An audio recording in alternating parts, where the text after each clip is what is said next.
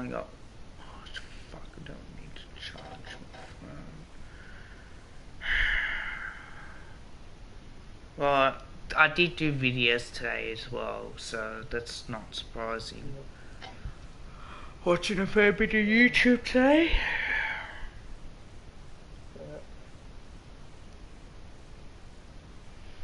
Alright, I'm just gonna charge my phone so I've got enough battery so I can at least allow it. Just put that in as announcements. Oh, there's that orange up. Okay.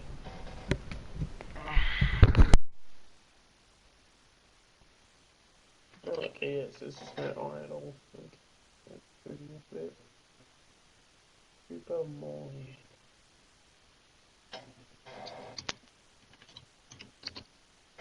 A moon.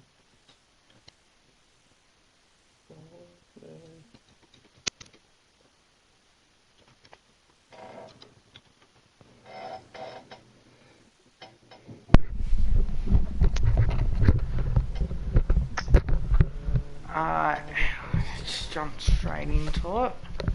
Oh yeah, what a name for Harvey Harrison.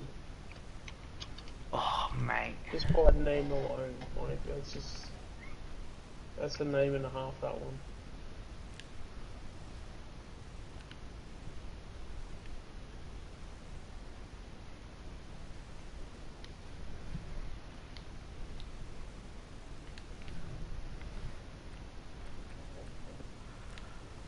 So got one people watching.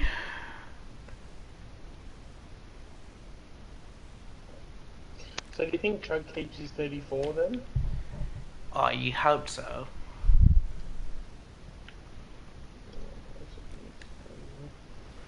Two people watching. If you haven't liked the stream, please like the stream as well. I won't be able to stream on Sunday.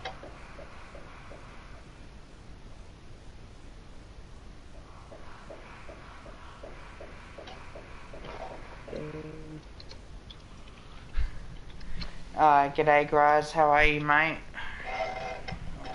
So I would imagine, what's it called? What was that thing here though? Chug, that's right. I'd imagine Chug would, you know, stay with 34 then. Yup. We've got Draper, Murley, Harrison and Dean, and we've got 19, 27 and 36.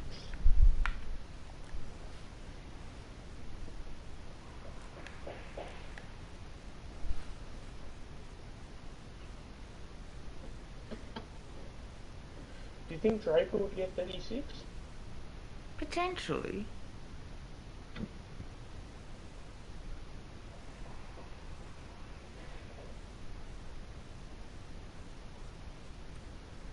I'm leaning on Charlie Dean because he's a rookie. He'll probably get like 40 something. So there's what, 44s available.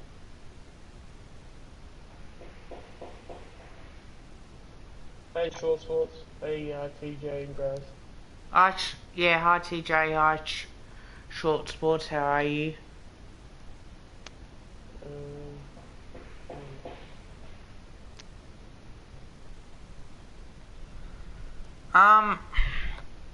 If he...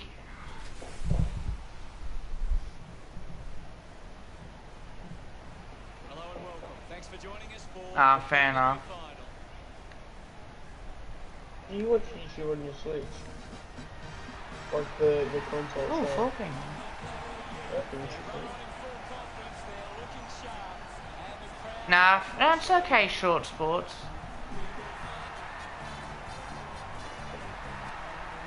Does happen a fair bit. Just to let you guys know, I won't be able to stream on Sunday. I don't know when I'll be able to stream next. I've got a couple of videos out. Well, that's tomorrow, because tomorrow's Saturday.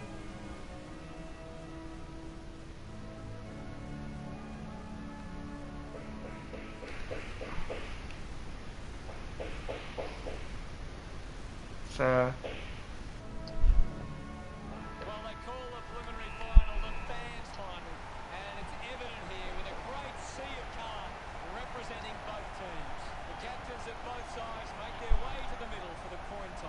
I'm looking forward to what's happening with Collingwood. So if you guys got any questions, I've got Sean here. Oh geez, you're lucky. So if you got any questions for Sean and I, please do. Also check out his channel as well if you haven't. Hi Num.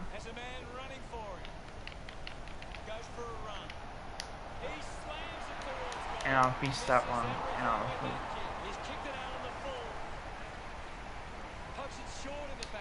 Oh, we got him in the rookie draft.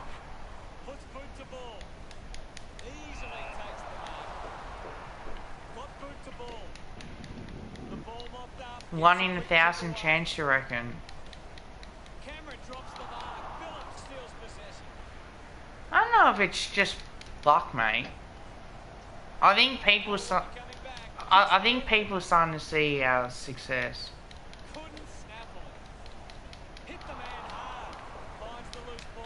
Yeah, I do. I just want to finish off this one because I haven't played Ava either for a while.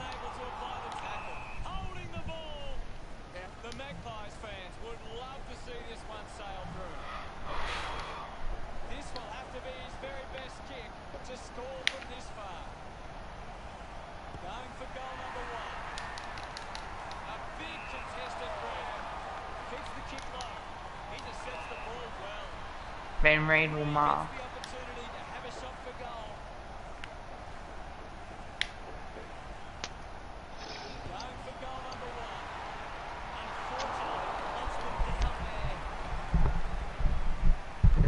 So I finally did some NBA videos as well. That was just, you know, it was too busy to get content out for the reviews, so thought I'd do the reviews for that and the preview.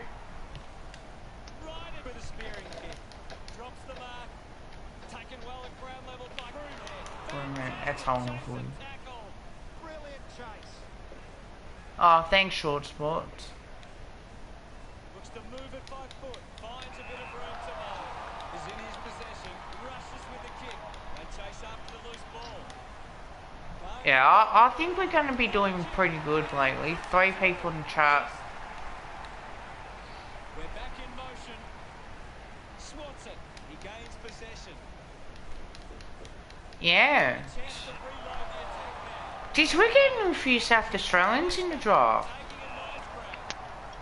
Yeah, that's not common for us, but we like South Australians a lot. It wouldn't surprise me if we were South Australians.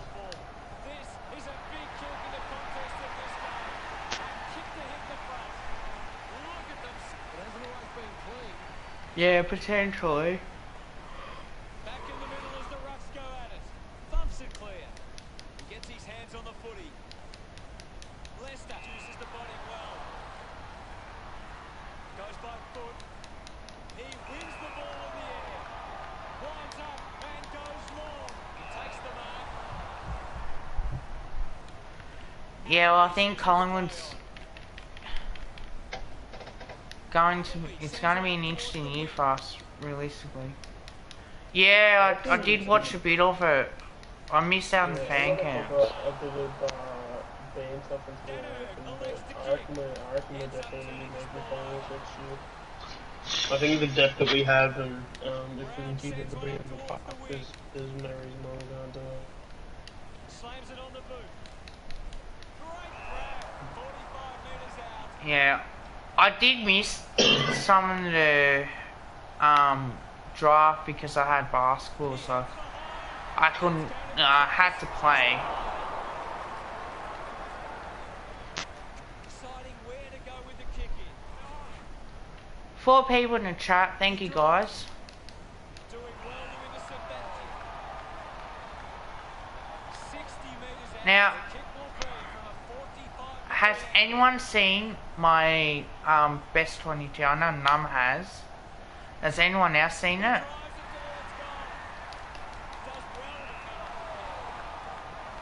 I think not.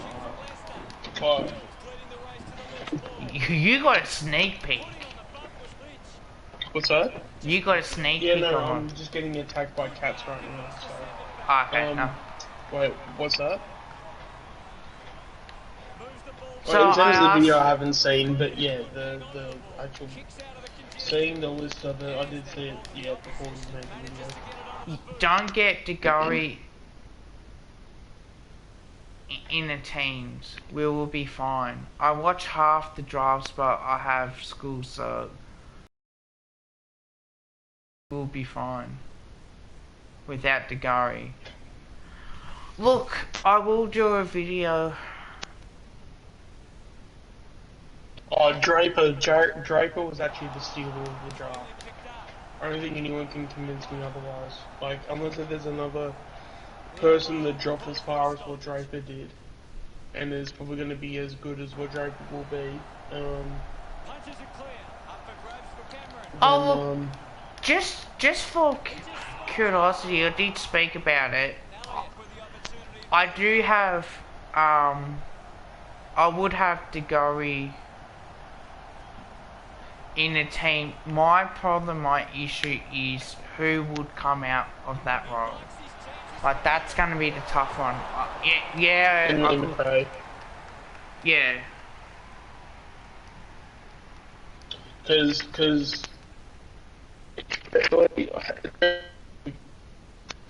it's gonna be. It depends. It depends if we go full on competitive mode and full on like, okay, this is the list we have. Let's get as high as we can to, win a, but not like win a premiership, but let's try and be as competitive as we can, and let's play our best 22 on the park every single week. If we do that, then I think you're going to be, obviously, you're going to be playing someone like DeGoey over Finlay McRae. And that's not to say that Finlay McRae's not going to be a good player, but, even guys that are like slightly off, it's better to have them in the VFL and develop than to have, say, someone like DeGoey in the VFL because DeGoey is ready to go sort of thing. Yeah. Sean Kev, hang on. Let's read. I think Grace has got that in private at the moment. So,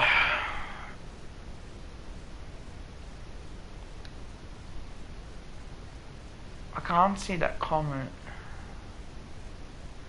Did you know Draper was a Collingwood fan? Yeah. They're going around with him singing the Collingwood song when he was like, I don't know, less than 10 years old.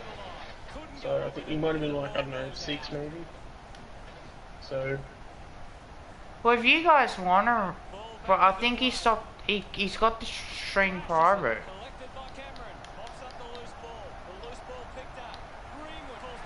Greenwood misses.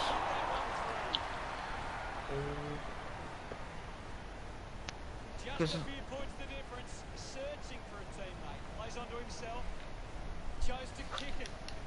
Wills looking to track down the It's just interesting, like it really is. So yeah, look, guys, I would put him in there.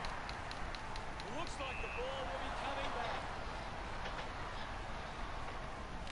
Uses it 5 foot. Nice hands. That's good. What did you make of the first term, Gaz? I would put Deggo in there, but the problem is if I do, Finlay McRae comes out, or potentially maybe Jack Madgen or something like that. It's very tough. Yeah, I don't have Jack Madgen in my best Any thoughts 22. from you, Gaz? Collingwood doing a great job of applying pressure and creating turnovers. It's allowing them plenty of opportunity. We're ready for the second quarter action. About to resume hostilities.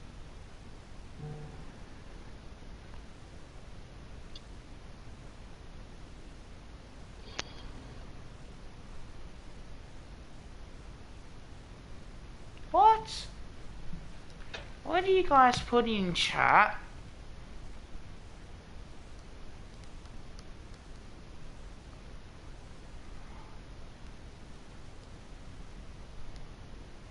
I ain't even asking. Grace to stop streaming, guys.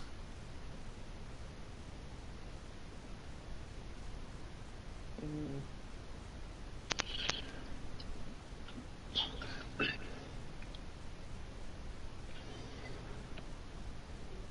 I don't know. He's actually.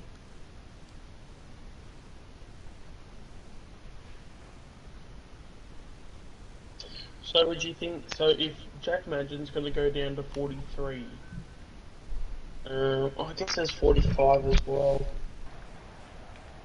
Clears the contest. He wins possession. Because, yeah, Charlie Dean would probably get a number in the 40s, wouldn't he? But he'd get like 44, 45. Well, Jack Madgen's 44, so. No, have you seen him in training? He's wearing 43 now. No, mate, I haven't been able to watch him train. I have no idea. Hey, Tom. Yeah, no, like he was at training and. Oh, hi, Mr. Dude. I just got someone new. Oh no, he's been here before. Yeah, he's been here before.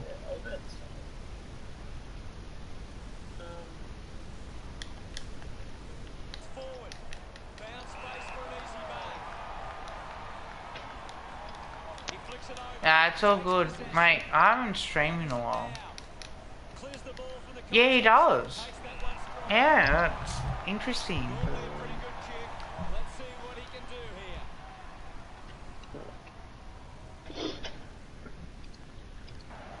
I'm good, Devin.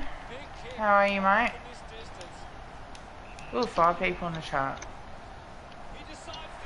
Yeah, so I've got Charlie Dean being 45. Alright, so I'll get him off of this now. So now I've got Draper, Burley and Harrison. So I've got 19, 27 and 36. Who goes where? Okay, now fair enough. No, I certainly wasn't complaining, mate. Yeah, well, I want to go. Well, if you... this is difficult. It's 36. Maybe you go. Because you want someone that's going to be there and be good. I feel like Arlo's like the one that's like ready to go straight away. Because you want like a Dane Swan sort of type, and he'll be in that midfielder. So I feel like he'll be 36. Oh, he looks pretty good, Tom. Definitely.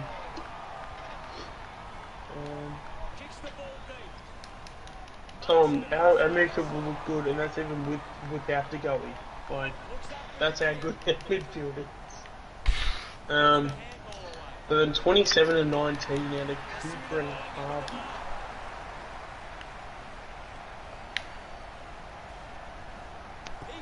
I actually think. Now, guys, settle down. Yeah, I actually agree with that. Josh Sarong is going to be a star. I agree with Grace. I don't know what you think, Sean. I haven't seen much of him, so I don't really know too much. I do know that Freo did have an its peak though. So Freo were only a peak away from having their brother from being in his brother's club too. So that would have been interesting. Draper, I reckon Draper. Oh, I can't wait to start doing play previews of these guys. I really can't wait. I'm absolutely going to enjoy it. I reckon I'll give Harvey Harrison 27. Because if you think about it, he kind of looks more like Poulter. But then if we give Cooper 19... Oh, Paddy Cripps' brother didn't get picked up. Wow. Yeah, I know. Did you see Nathan Freeman got picked up by Gold Coast? That was Charlie Constable, wasn't it? No, it happened in the rookie draft. Wow, how did Nathan Freeman's on the AFL list again. I feel sorry for that him. dude tears both of his hamstrings.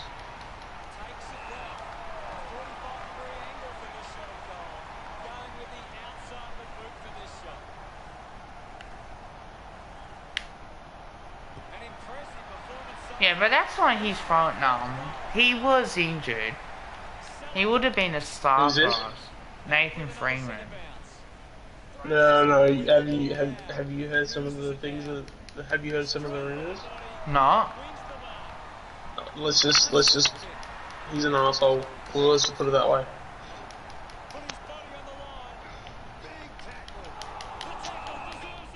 Wow. He could walk. He could talk the talk, but couldn't walk the walk.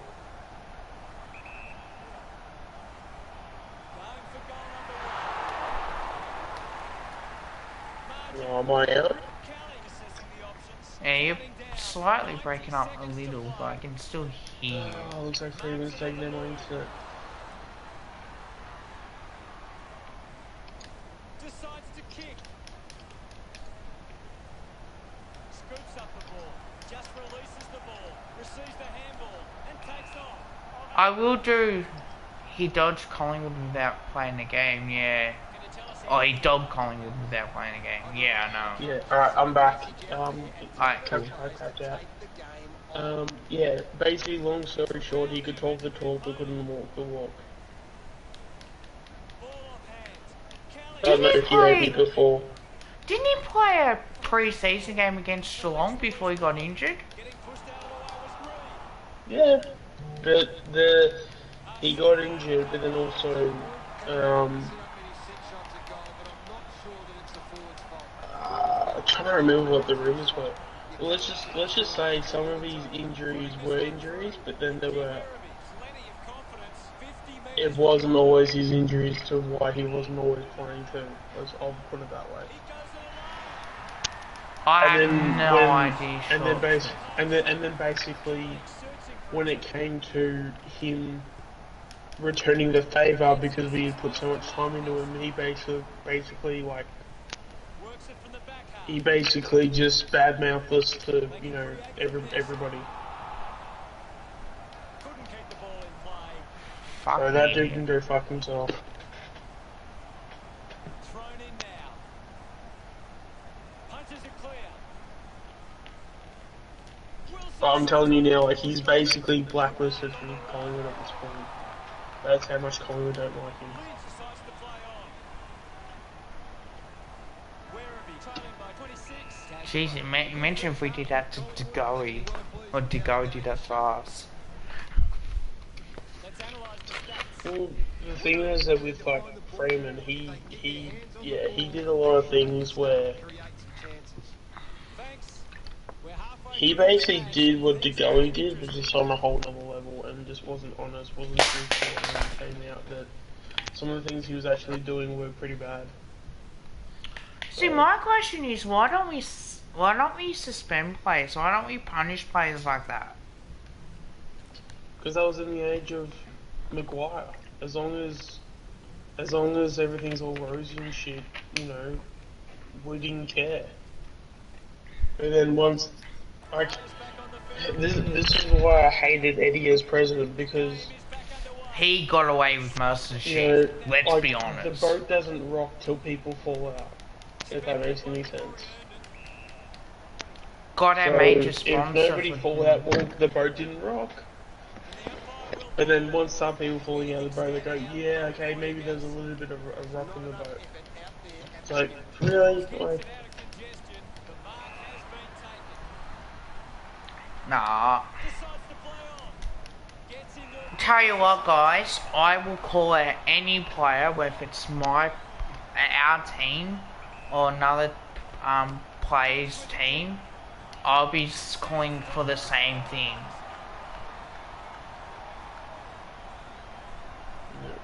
40 metres out. so I this- think we'll this be is where we 12, make- to be honest, Yeah. TJ.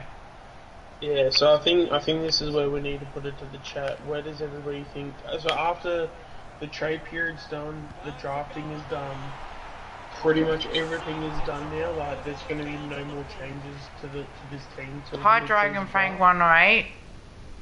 I think you're new to chat. So with everything that's going on, where does everybody see Collingwood finishing next year? Yeah, I'd like to know that for a fact. To the ball. Just manages to 'Cause, yeah, let's get all of our early predictions out. I reckon 12. the footy in his hands. I reckon 12. I, there's every part of me that's like expectations of 12, but there's every part of me that says that this team is making finals. I So take if that. we don't make 'cause finals, we- but we finish say like 10th, I'm not gonna be upset because like that's better than what my expectations were. But I can really see this team making finals because of just how. Oh, hello. I don't want to say we gave up, but like. Hello, Rakes Loose Clinch. How are you, mate?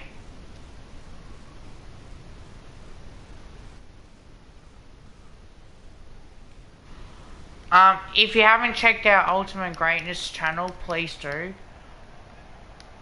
haven't seen him for a while, Gaz. And also, subscribe to Ultimate Greatness as well.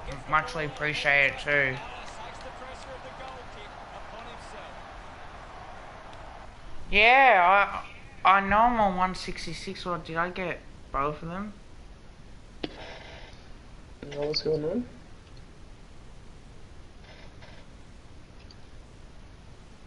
Did you get a new subscriber? Oh, let's check my streams. Oh, I forgot to put your channel link in the chat. I'm on. I can put it in myself and you can pin it. Yeah, do that. There you go. Woohoo! 167, There you go. come on guys, let's get me up to 200. Much appreciate, 3 likes, and now I'm just gonna pin that Yeah, comment. still on 108. So, yeah, Sean, Num says your renegades are doomed next year, mate. Same with the Stars, have no, and he says no hate, Sean. No, just keep in mind who's the team that has the empty trophy cabinet. The Stars. Oh, what's that? Did you say Renegades? Oh no, sorry, you said Stars. Yeah. I'll just But leave you it also at said the Renegades as well. that. What's that? I think you also said the Renegades as well. No, our trophy cabinet ain't empty. Doesn't get low enough and gives away the free. Oh, he's talking about the WBBL. Kicks it out. No, I'm talking about the BBL. Doesn't take the mark. I haven't seen him No, for a while. no, he was talking about the women's one. Oh, was it? Yeah. Releases by hand. Outruns the tackler. Quickly onto the boot. Yeah, because they played a elimination final, didn't they? And they only made like 85 or something. That's not gonna win the games. Kelly uses it by foot. Strike Yeah, I haven't got Will Kelly. off his line. Terrific. I haven't got Nathan Murphy in. I don't know. I feel like we're going somewhere.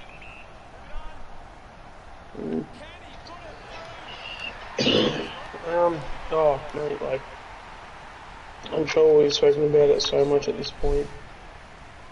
Oh, have you seen his picture on Instagram with Arlo? He's got a Collingwood top on. It's actually the away top as well, but you know, we'll forgive him for that. As long as he plays good footy, I guess. Yeah, 100%. The umpire set to bounce to restart the game. Elliott links up with a chance to run. Picked off by Millen. He can take off. Sean and Kev, will our draftees, example Draper, start at AFL or VFL? Sends it clear of the contact. It's hard to know. Kicks hurriedly. I think potentially could feel do like well in the if VFL than there's anyone that's AFL. gonna, yeah, if there's anyone that's gonna play AFL, obviously I'm assuming we're taking out Dacos at this point. If there's anyone that's gonna play AFL, it'll definitely be Draper. By But short I forms. don't think either three will play at the moment. Can we have a prediction for Richmond? Yep, 16. I reckon 13th. Pretty happy with that one. Number.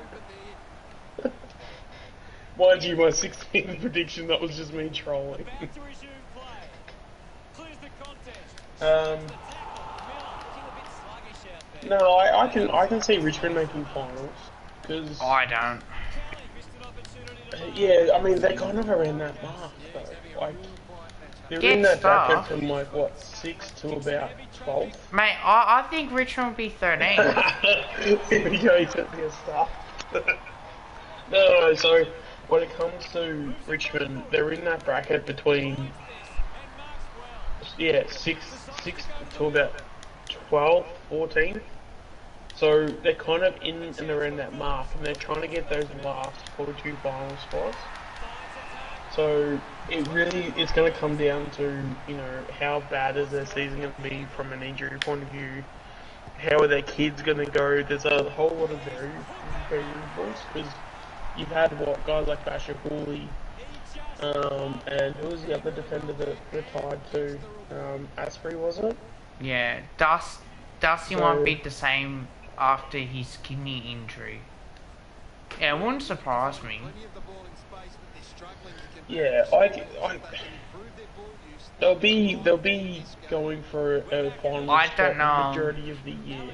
It's just a matter of, are they going to fade away late?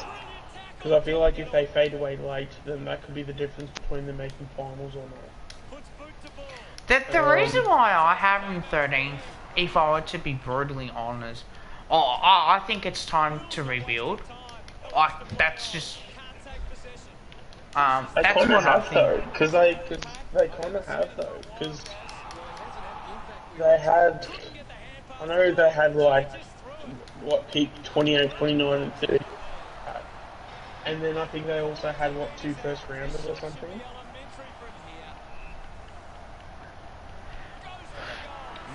How did I make my profile? My issue is some of this senior players, Cochin, Rewell, I think they got a year left in them. I think the same thing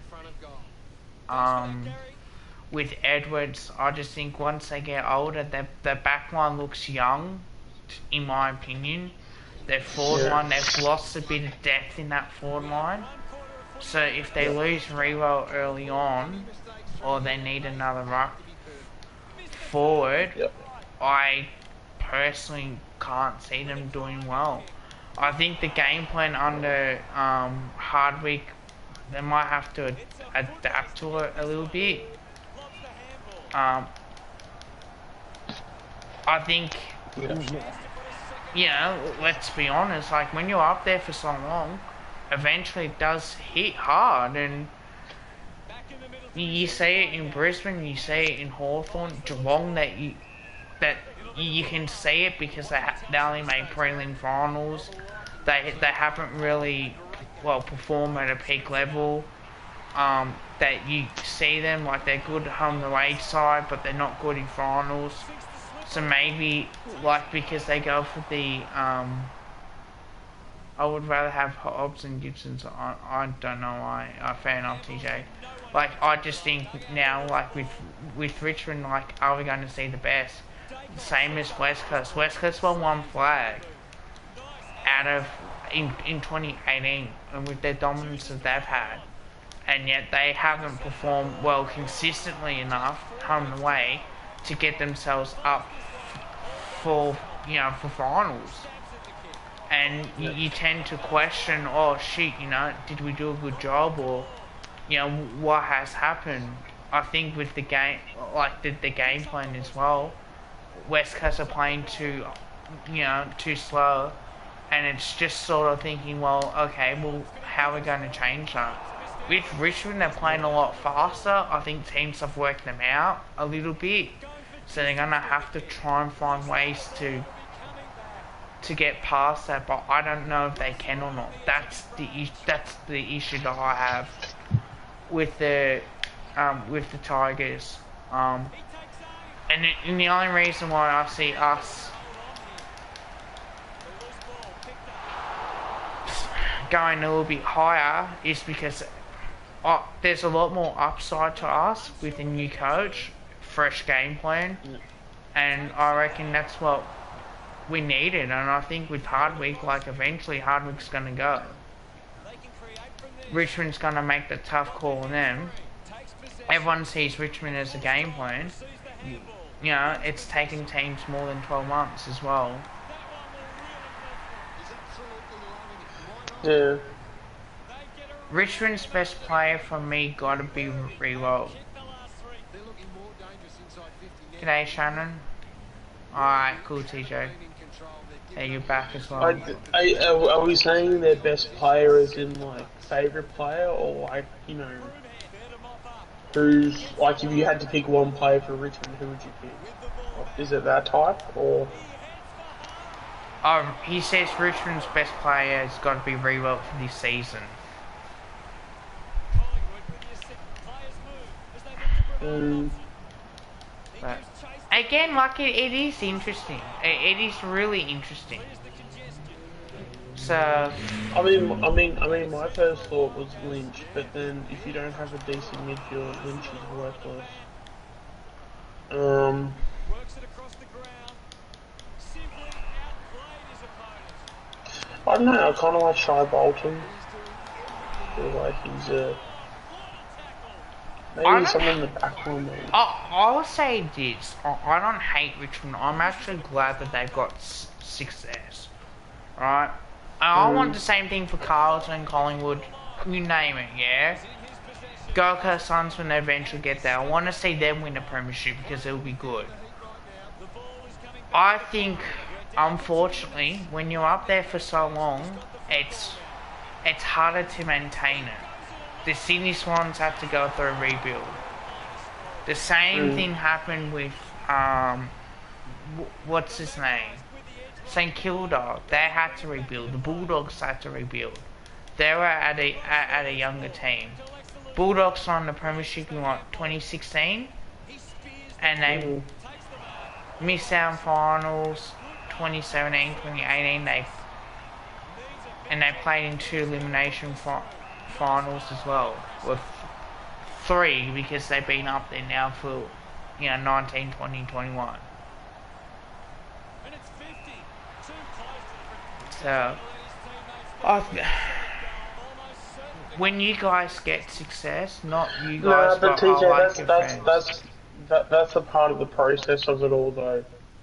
Like, we always like an underdog. We always like, but that's the thing. Sometimes when somebody has too much success, or that they've had their dose of success, once you then see, and it's a normal and natural sort of like emotion to have, but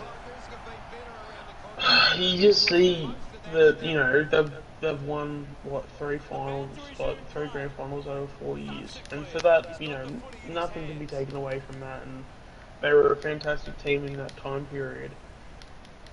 But it's just that sometimes it's just really. I think, I don't know if it's just because Richmond were so, they were, irrelevant for 37 years. 35 years at one point, so, well, yeah, like 25 years, so we always appreciate. I love to see Richmond winning. I enjoyed seeing Richmond win this premiership. Do you know what? It's not Hawthorn. Yeah, Richmond but aren't then, as arrogant as yeah. Hawthorn is. like, but then once that Giants, it was sort of like, oh, okay, well, yeah, I guess, but I think it was ever Giants grand hard to hate, because going into that next season, that's when there was a lot of, like, I don't know, because that Giants grand final, I guess it is all credit to Richmond for, playing well, because they did play well, but I don't know if it's maybe an Australian thing or not, but like, things where if we see people, I'll put this, if we see people that are About to resume hostilities. Cameron thumped it clear. enjoying themselves too much, or it doesn't mean that being greedy, but You know, once people start to get, once people get the notion when people aren't humble, that's when it's the beginning of the end of like, of this being a thing of, oh, I'm happy for you because you're a nice person, if that makes any sense. Yeah. Because I think after the Giants, we saw like, yeah, okay, cool, yeah, fair enough, well done. But, yeah, I don't know. I think That's the Freeman thing, will have success as that's the well. thing, I don't hate Richmond. No, I don't either. I just find it very ironic. Like 5 years ago, you know, Richmond supporters were the joke of the competition. But now it's like they're, the kings of the land. But then it's like they just want to ignore the whole, like, 35 years of being, like, completely, like, irrelevant.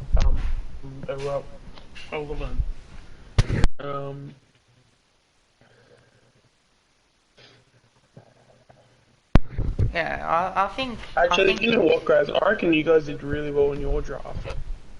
Yeah, I think Like, that too. all the players you guys picked up, like, that was a really good effort. Even who Richmond picked up as well, I thought they did really well. Yeah.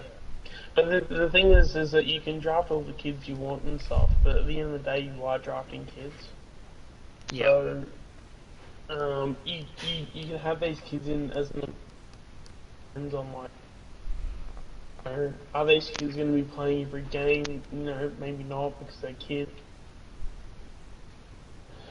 It's but in saying that, give those kids 3-4 years worth of development, and then. But then there'll also be guns throughout the whole season too.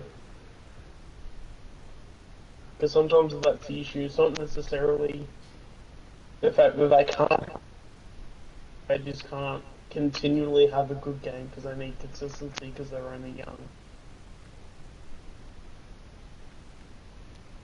Yeah, well, that's it.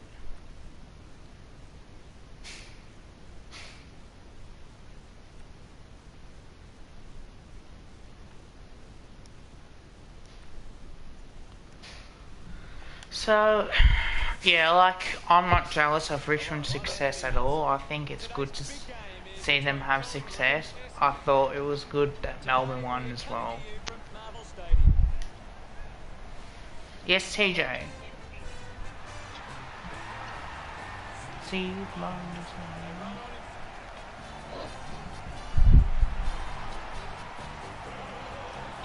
pick an AFL player you like not in Collingwood. Nathan Fyfe. No, not in Collingwood. Toby Green's not from Collingwood.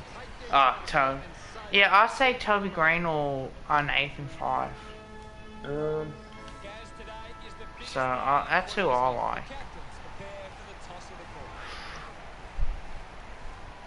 I don't know, I'll try and find one that's like a little bit that might surprise people.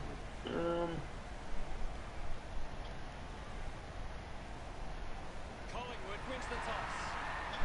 We prepare for here's the first bounce of the grand final. And here we go. Here Collingwood taking on Essendon. Martin goes to the man on the run. I don't really think of one off the top of my head. Oh, Barras from West Coast. Yeah, he's not a bad player at all. Yeah, Tuke Miller's another one. Actually, you know what? Maybe Graz might. Well, I'm sure Graz will like this player because he's from Freo, but I don't know if this is like out there in terms of like he's not super popular, but I do like him. Luke Ryan. Yeah, he's on the radar. I really like Luke Ryan.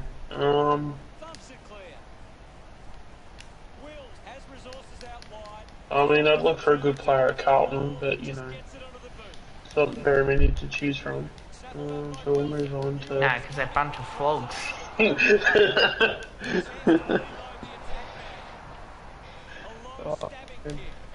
Shots fired. Actually, Actually, in fairness though, like Walsh is really, really good to watch. Like in all seriousness. Yeah. Then again, Terry did have the chance to interview the president of Carlton and have a chat with him. Yeah, good on him. Like that, I'm sure for him that would be awesome. Greenwood gains possession. Phillips taking up the loose ball. Clumsy. So, what could the Magpies do? Yeah, I like to say it. I like watching Walsh, but he sucks. It's but sexy plays for Carlton. Yeah, but at least Carlton didn't pick up their Patrick Cripps' brother. Say that out. So what was the reason why he didn't get picked up? You reckon he just isn't any good? Umpire ready to resume play. Potentially. Gets the loose ball. Wills releases it under pressure. Could he be like a mid-season draft prospect, maybe? Yeah, I probably would say so.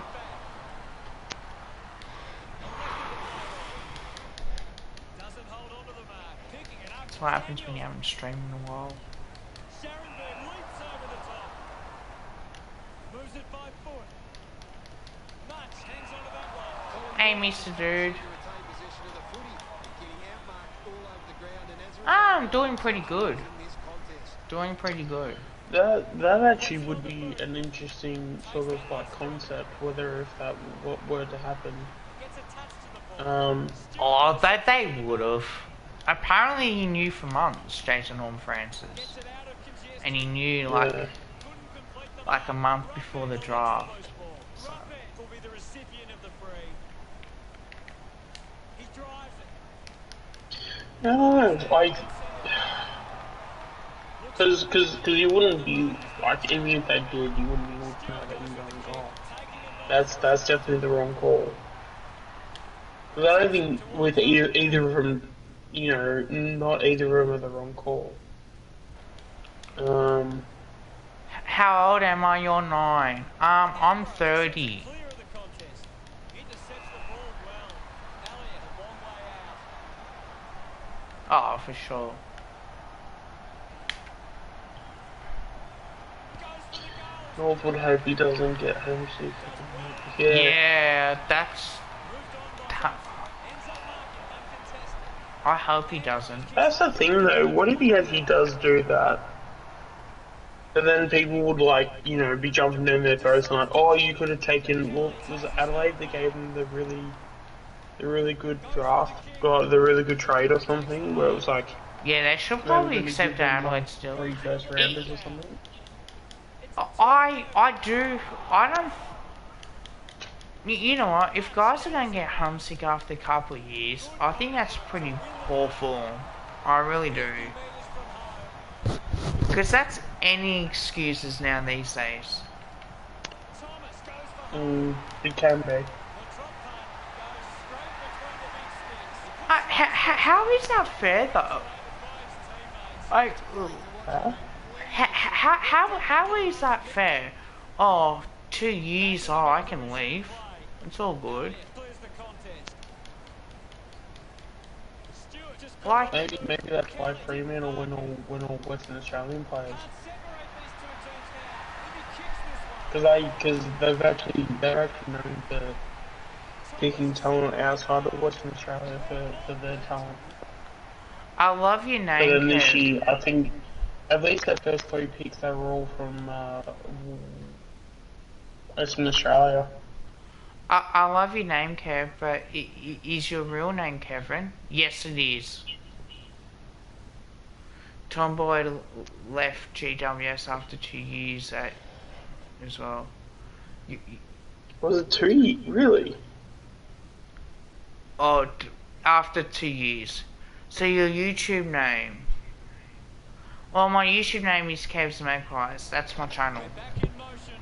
So if Swoop does interview a president or coach, whatever it is, I definitely got some questions. Or even with the Graham Roll, I would love to have a chat with him. He slams it towards goal.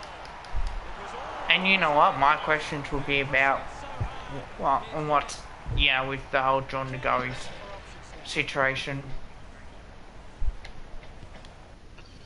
Alright, I'm gonna do a quick AFL and AFL and see where we can go with it all. Any day, cause yeah, I'll probably talk about him.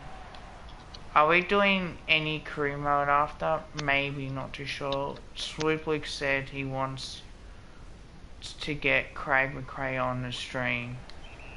Any day, cause yeah, I would love to talk to Fry as well. I don't know about you, Sean, but if I ever got the chance to go on, because like where his main 1000%. For sure. Because if he does, if Swoop does what Terry does, right? You know how like when the main guys that get on, like you, me, and Sean as well. I reckon if we had the chance to do that, I would 1000% take that. I really would. So. Oh, that's on the footy. Pumps the ball long. They chase after the loose ball. Ambrose gives away a free for in the back. Masuda belonging with the chip. This will certainly test him from this distance. Oh, 45 minutes out. It's okay.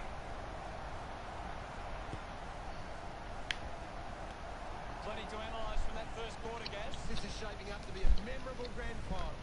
How many likes I got?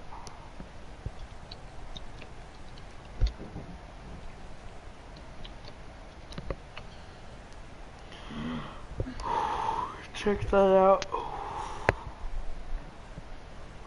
Wow, 5 likes. So right now, do you go, so round 1 happens, so let's just say round 1's tomorrow. Do you pick Cox or do you pick Cameron? Number one ranked player on the ground. He is dominant. Who we're playing?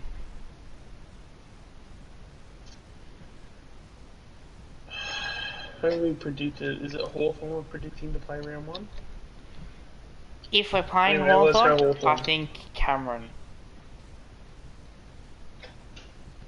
So what teams would make you pick Cox? West Coast, Giants,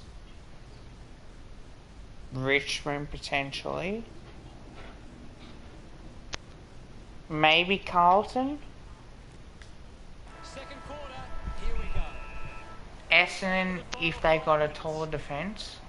Winning it was Cameron. Oh, you're forgetting his favourite team to play against.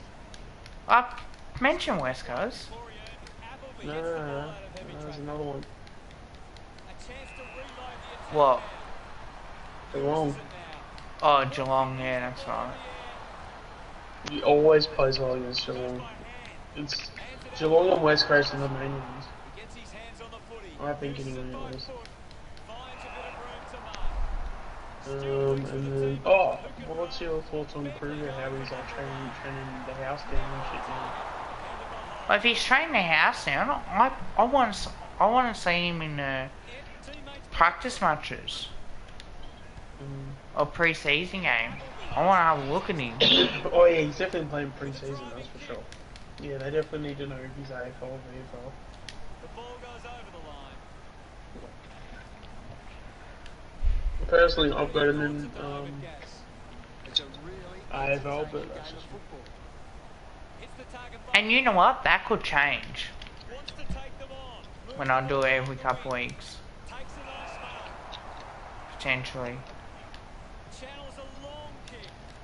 Lee takes it well. 50 metres out. Who's the unluckiest player not to play AFL for Collingwood? Nails the goal. Gets his first. what in terms of just currently on the list that hasn't got a game but should have Swats it. or should be playing.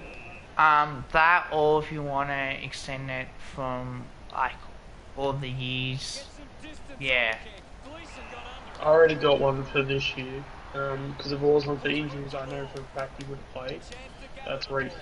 Gathers it now. Yep. What about in the past? Gathered by Daniels. Quickly on But never got a game or only a couple games. Greenwood is surrounded. He Both if you really wanted to say it. If it's only there's one dude, you know I'm gonna say because he only played the one game, he definitely deserved a lot. He definitely deserved a really good future and a really good career. That's Cal Kirby. Yep. No, I tend to agree. Also, there's another player that played a handful of games as well for Collingwood. And that's Mark Goff. Yep. Yeah, I didn't know much about the dude, but I know he was. He burst on that scene with that Anzac Day game, didn't he? He played against Hawthorn, then he won the Anzac Day medal against Essendon. Because he played for St Kilda and didn't play that many games. But then we've had like guys like I'm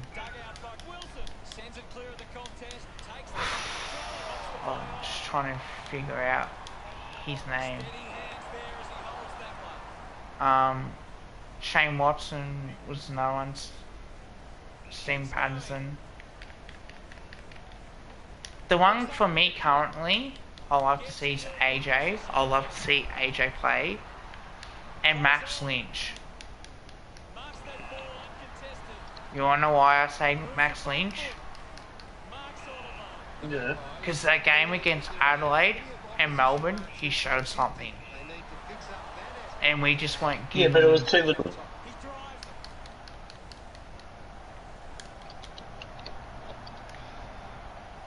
Daniels quickly onto the boot. Greenwood found a way to mark that one. Will Draper be a pie for life? Sean, what's your opinion on that? He's a Collingwood supporter at heart, so I would say yep. Yeah, I'd say yes. Or will he want to go? Also as well, whenever he got asked a question, you know, is he alright to travel? He did not hesitate to say, yep. Already thought about it for the past few months. So, confidence to be taken out of that. One player who should have kept playing at Collingwood was Sav Rocker. Unlucky. Severia Rocker. I don't know if you guys seen him play, but boy, he was a good player for us. Yeah. The umpire set to bounce to restart the game. Martin on the ball. At full stride, receives the handball. We'll get a ball up. Do you think AJ gets a spot in the AFL squad? Yeah, I love to see him. He's in that age bracket. Give him that. He's played senior footy. Your best 22? I didn't have him in my best 22, but I think that could potentially change week in, week out. It would depend, like, obviously on form and how we're going as well. You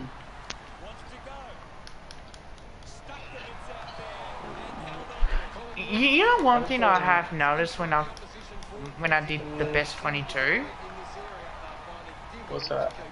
it was so hard to fucking pick which player you want, who to leave out, who to bring in. Like, it was so hard.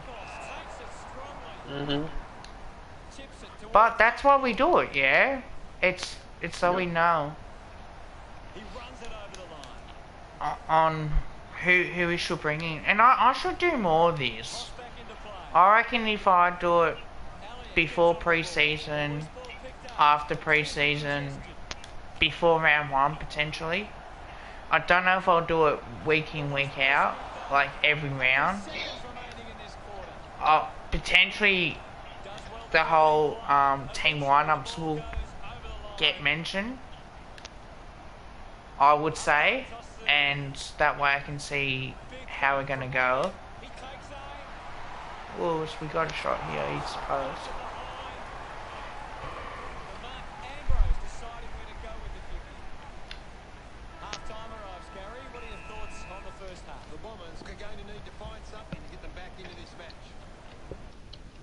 So do you think, because that's the thing, I'm really struggling to see a team list with Callum Brown in it. But then I also have the feeling that Fly's going to absolutely love someone like that. Thank you very much, Gaz. So my thing is that he'll probably be in the best 22. We see a renewed effort. But then my thing is that who's gonna make way for him? For who? Callum Brown? Yeah. Jack Madron? Potentially. Yeah, but Jack Madgen's a defender though. Trent Bianco? Yeah, that's more of a type. Is there someone that's more ready though? Let's kick off the second half of the grand final. Back with Or another is there set of not anyone downs. that's more ready than Bianco? Didn't fumble. Lipinski? Tackle misses completely. Stewart. Oh Okay. no, Lopez is definitely in the best 22. Contested. Drives the kick home. Good mark there. In fact, if you want, I've just finished my AFL lineup. I can go through that. 45 And I know I've got a lot of like players in between that. He drives it towards What's it called? Like any players in between that 1 to 3 year bracket. There's only like a handful. Like everyone else has had more experience than that. Yeah.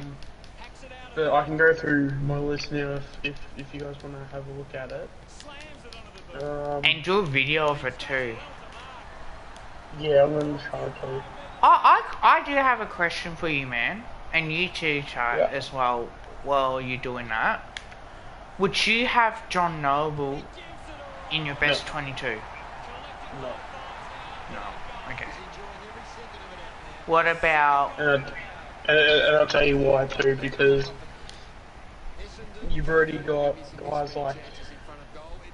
It's actually really weird because Trey Rusco plays very. Even though he's 193 centimeters, he actually plays very small. He's very like a. How do I put this? He's very low. He's very low to the ground in terms of the way he moves. Plays as like a small defender. It's really, really sort of like weird in that sense. Yeah. What's your opinion on the Giants getting Lake Elia? Mate, that's great news. Yeah, no, I definitely know he's talented. I don't know many specifics about him. Other than I know he's basically a very good talent. And basically, is he the one that had the very good leap? I think so. Was that first night or second night? The free kick is paid to Martin. Spears the ball. Nice mark under pressure. Puts it on the boot. Yeah, it was like 15 or something, I think. Kicks out of the Promise. No, I think he'll definitely be a very good option. The thing about with like some of these guys, especially because with Elite, like a lot of the more taller guys, they take time to like develop. So Yeah. you may not, you might see him depending on if he's got a very raw sort of like football talent. But especially if he's going to be more of like a. What type of position? Because I want to say ruckman, but I feel like that's wrong. Because I guess jumping abilities make me feel like he's a ruckman, but Wants to move it quickly. let's try that. Out of defence. So what about Trey Roscoe? Do you have him in your best 22? Because I haven't. Yeah, You do? yeah. Chose to kick it. Good mark. So do you think Showed good control. He had Pendles plays across half-back? Or do you have him in midfield? goes by foot. No, halfback. Chase to the footy. Okay, yep. Traffic. Because, and I'll tell you why. Because even though for those that have been watching the streams, they'll probably know exactly where I'm going with this. Goes with the kick. A lot of the issues that we did have was a lack of experience in the back line. But to get some experience needs to go in. But we don't have any like settled guys in the back line that are super experienced. So we kind of have to. So the best way I'm going to do it, because I've been saying this for a while. Especially with one player, I think is going to have a massive breakout year. I think, is Maynard. And Yeah. I think he's going to do that not in defence, I think he's going to do that in the middle, and he's going to be, you know, on ball in the centre, somewhere around there. But in that, obviously someone has to then go down in defence. I think someone like Maynard that attacks the ball and shows his aggression is a lot more important being in the middle than, you know, and then having, say, someone like a Scott Pendlebury with his experience. He can then with his presence being there, he then gives confidence to the players around him, if that makes any sense. Yeah. So I am a little bit So worried then- having Pendles at halfback and Maynard in midfield.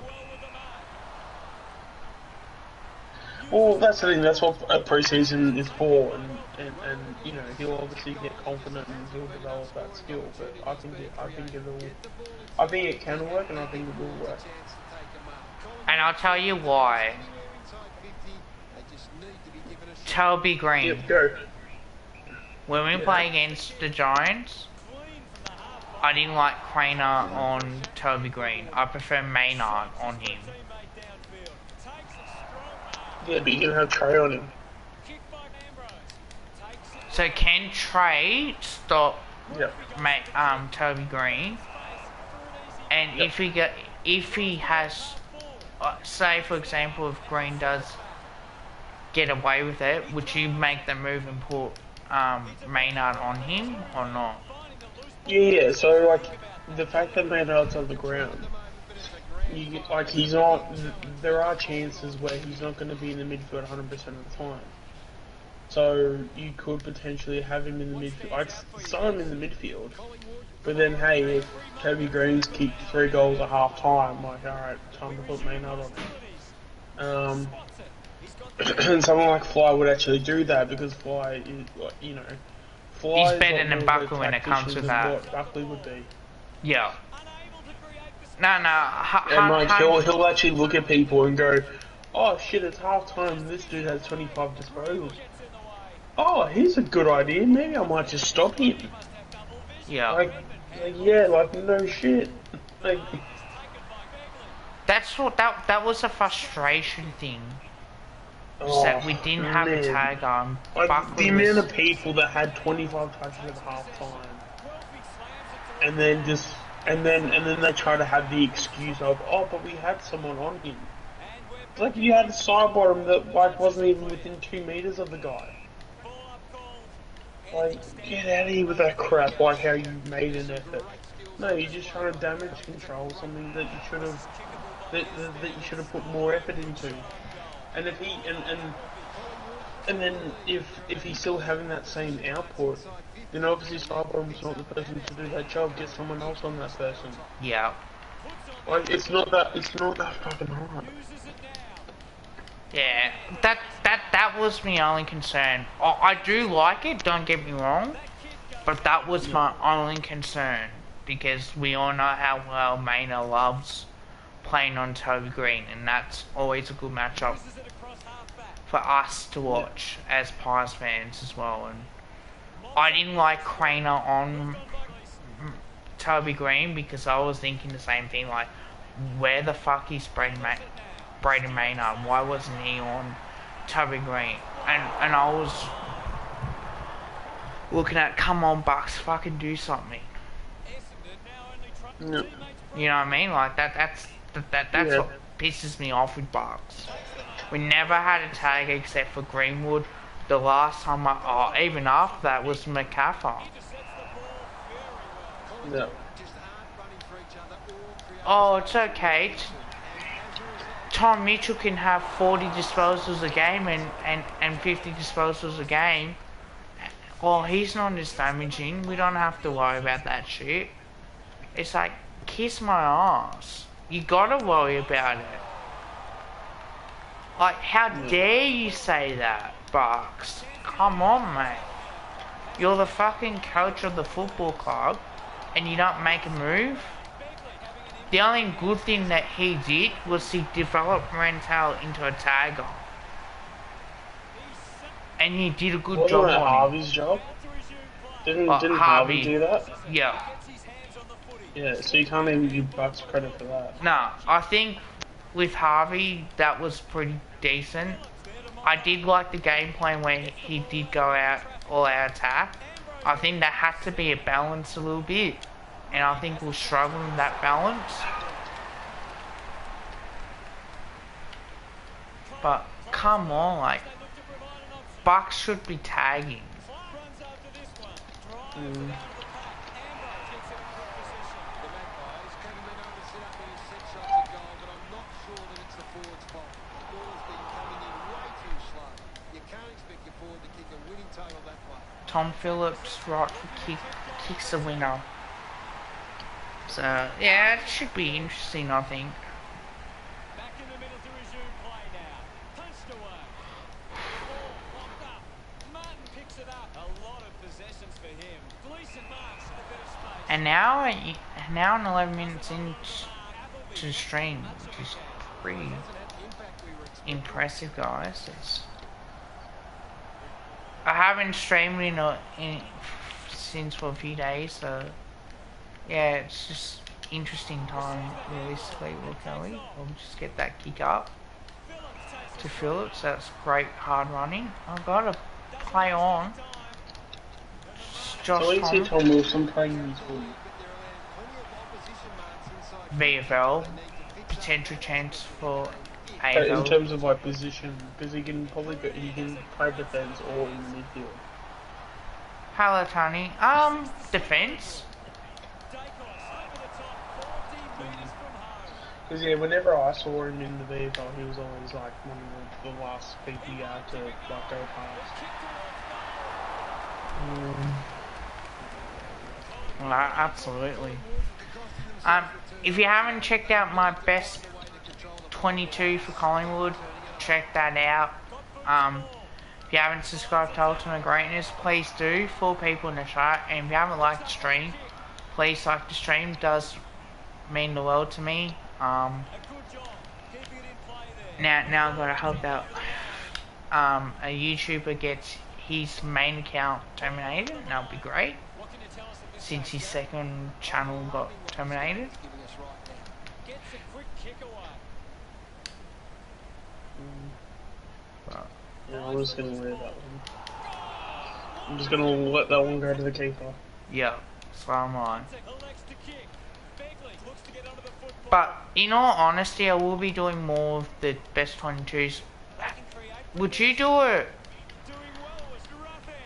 I was going to try and say, would you do it like a few more times throughout the year, or would you Cameron won the hit out. do one before the end of the year and then like pre-season time and after What do you mean? pre-season games for the best 22? We can always do a video where you just update it. You just gotta make sure that you make it known to your fans. Like, okay, this is obviously an early best 22, but and then just every time you do it, just say, okay, this is the best 22 for February or whatever it is. And now they can celebrate. The celebrations are underway. What a way to win a premiership. Today is Black Friday, and I think the people going out to the shops today, so that's, again, it was hectic today. Heavy traffic as well. Much appreciated, Gaz. It's time to celebrate and enjoy all the plaudits that come with being premiers. The celebrations. Where do you see Reef playing in the field next season?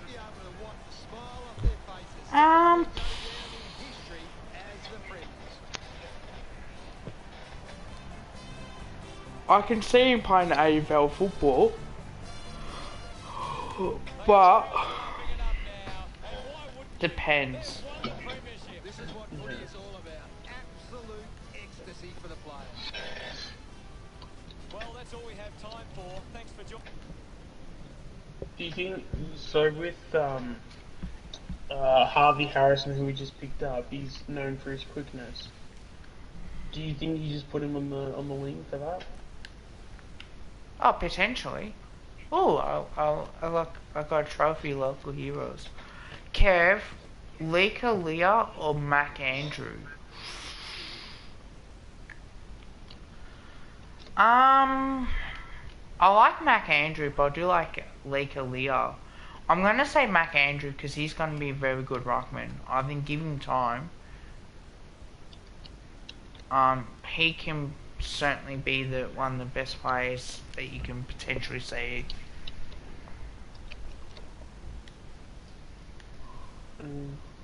So Will Kelly, do you see him as a full forward or a centre half forward? Or do you see him being as that third tall that's either in the pocket or a flank? I see Will Kelly as a defender. I don't see him as a forward. Really? Well, he's been training as a forward. Then he probably will play forward. Plan B, who are you going to take out? Will Oscar Elliott? Potentially? No.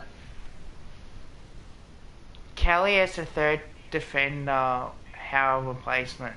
Yeah, that's why I said in terms of who's the best one suited in terms of talent for Howe, I think Kelly is probably that, but we've got so many. I mean, I'm just looking at, some of the lists at the moment, like Keane, Wilson,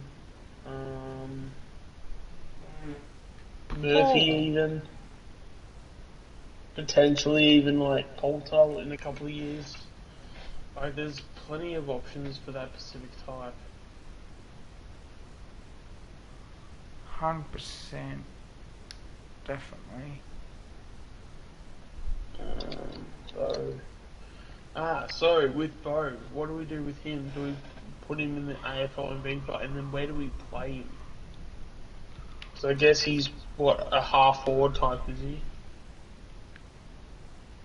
Potentially, yeah. Or do you put him in the VFL and put him on the wing and develop him as a midfielder?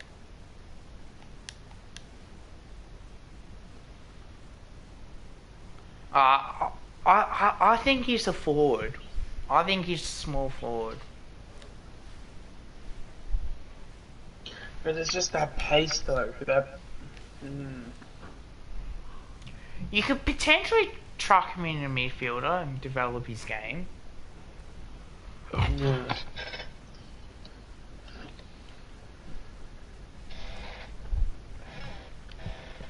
Pardon me.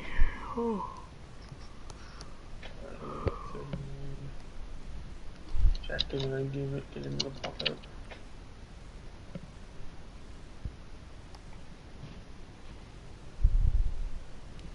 You guys have been bloody awesome tonight. Ooh, 8 views already. I'll just copy the link. Do you see Chug will be in the VFL? Do you see him off half back? Or in the back pocket? Potentially halfback.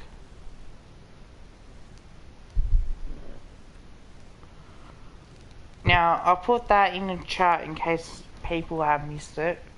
I know it'll be on my channel anyway, but I'll just leave that there for you guys to watch because I think it's going to be interesting.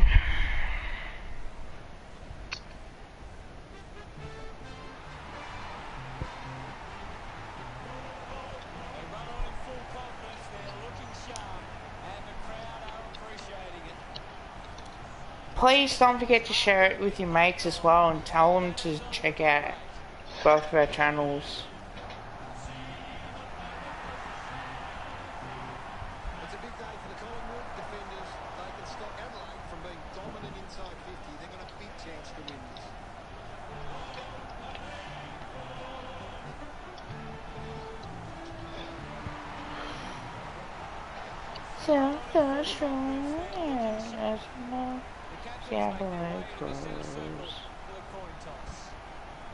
So, my dude, Adelaide, you bunch of folks. Well, they are, because they think they're better than us.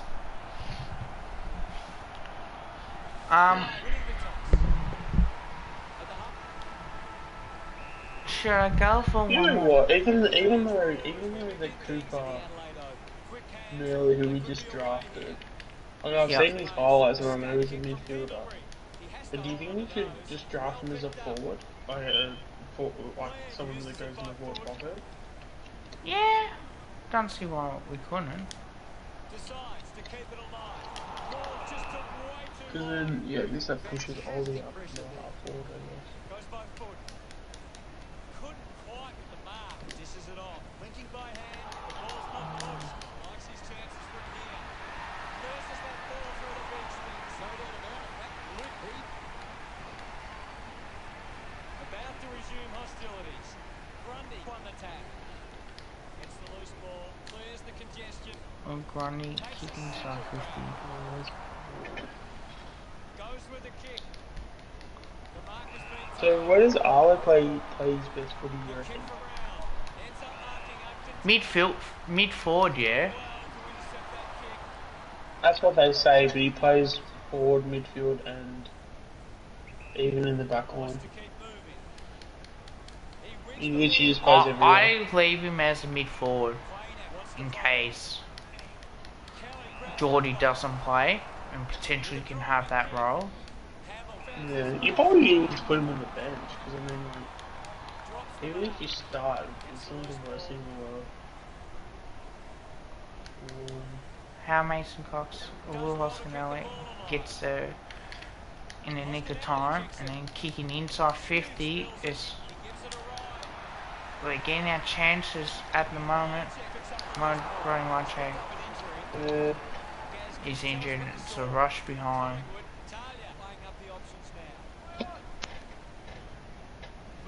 Three people in the chat, thank you guys. There's Finley and Craig. So then when it comes to rucking in the VFL, who gets the nod, Cox or Faye? Or Big Roo? Isn't FaZe Big Roo? Yeah. Big Roo. Yeah, but I thought when I said Faye, I thought you wouldn't have known who it was. Yeah, Big Roo on you, yeah.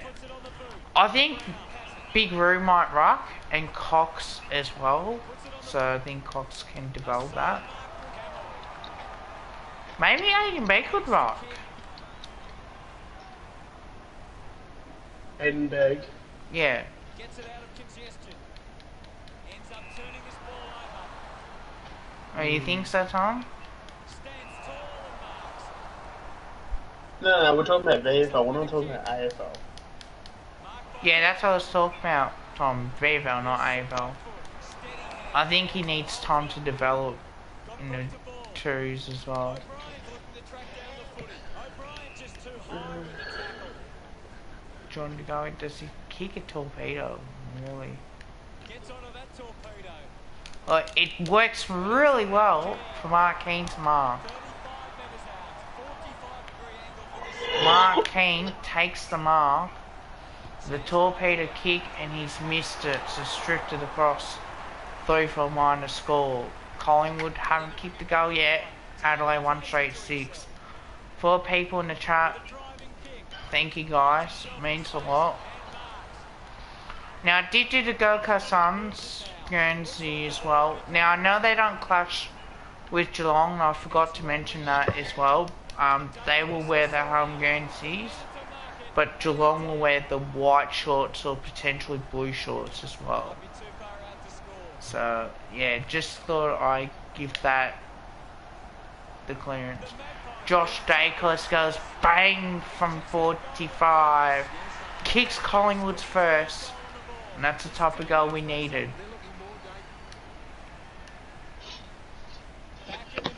So do you see, alright, do you see potentially Ollie Henry as AFL or VFL? He's like in that point where he's like in the middle. Like, if there's no injuries, he's playing VFL. But if there's a couple of injuries that happen, especially in the forward line, he then plays. So he's like, he's sort of in that bracket where like he's maybe emergency or just out of emergency. That might be a little bit controversial, but because of just how he's been. But I don't see him playing over, like right now I'm looking at my list, I don't see him playing over Checkers, I don't see him playing over Hoskinelli. He doesn't get a game over Sidebottom. He doesn't get a game over Elliott. And he's not tall enough to be a key forward, so... Yeah, pretty much. So, back, I was just making a YouTube video. I might make some more, see ya. Alright, cheers, man. Yeah, I think Ollie Henry, I love to see more of him. I think he's gonna be special. I feel like he's the type where he's like so close yet so far. Where he's like so close to like being ready to go in the AFL squad. But like he just needs just a little bit more time. And that's why I love having this opinion with y'all. Because like I see Ollie Henry playing, like obviously in the best 22, but I could see him potentially play round 1. And the reason why I say that is because he's quick. You know, he might be a small coming forward, but he can take him up. And that's one thing I like about him, is that his ability to do that really helps the way that, you know, we can move the ball. And I think he would be the one under Fly can say, you know what, we're going to do this. You know, I want Ollie in the team. Yeah, he may not, like, who knows at this point. But I think it's very important as well that we do look at that and we go, okay, well this is what I think.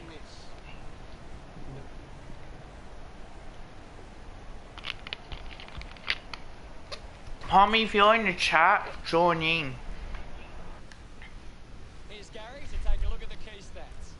The second term... Yeah, sure, why not? I'm not going to be doing so. 5 minutes remaining. I hope he does, Sean. I love him. Actually, it'd be good because he's got a really his knowledge around all the draftees and stuff would be awesome. His knowledge on the draft and what a play does, that's so underrated.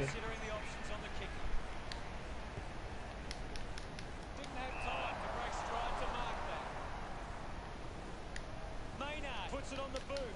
Ball spills. Fantastic chase and tackle. Opportunity once again for Adelaide to pull one through. He's a long way from home, but he might have the wheels. Scoops it up. The ball spills in the tackle. Kelly gives it off, and now they go. Big chance to score for this inside 50 stoppage. Ball to be tossed back in. What are your thoughts at the moment, Gaz? This is a great game, Hutto, and you sit back and he lays off the pass. He's got the footy in his hands. If Sweep Luke does get Fly, do you think I should say I think we'll win 3 premierships in 6 years, or should I just shut up and not say Sure, why that? not? Why not? Be interesting to see what he says on that. Ooh. No, you know how you should phrase the question? You should be like, I have made a prediction that we're going to win 3 premierships in 6 years. As a coach, how do you see that? Or how do you see yourself making that happen? And what sort of trading and drafting would you do to have that success? No, you don't need to know the trades and stuff. You just need to know that, you know, is that a realistic... Like, it's one of those things where it's like, as unrealistic as it is, it's like, it's not as unrealistic as you think, if that makes any sense. Yeah, because we've seen Hawthorn do it, we've seen Richmond do it. Well, that's the thing, like, if you have 2 full years of developing the list, so everyone's got two years of that development, and even like the guys that were in Reaper's draft year, at that point they'll have 3 years under their belts, like worst case scenario. And then obviously, you know, Bianca will have a 4th. You know, I think Kelly will be up to year 4 or 5 at that point. There's going to be a lot of talent, you know, in a couple of years' time, and talent was ready to go. So Because I can tell you now, like once these guys have like fully evolved into like their final forms physically, if that makes any sense. Mate, we're winning premierships. I can tell you that now. I'll tell you what, if we do have success, I'll be humble about it. I will be humble.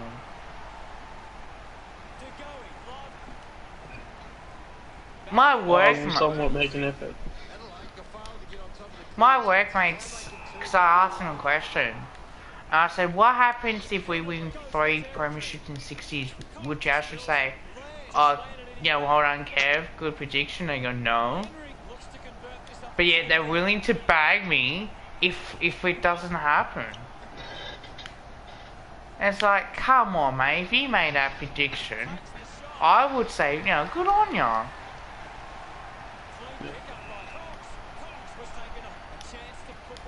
Oh, do I go for Ashley? Should I snap my Ashley? Yeah, I'll snap these. I want to actually see if I can really snap that. Oh no, missing badly. Looking for options now. Talia now with a low spearing kick, easily takes the ball. Go the Pies. Finds this one all by himself. Actually, Yeah, so like that's the thing though. So like, Chase to the footy. yeah, what you've said, you can't really go anything more than what you said. So you're literally at the edge of like what you can predict.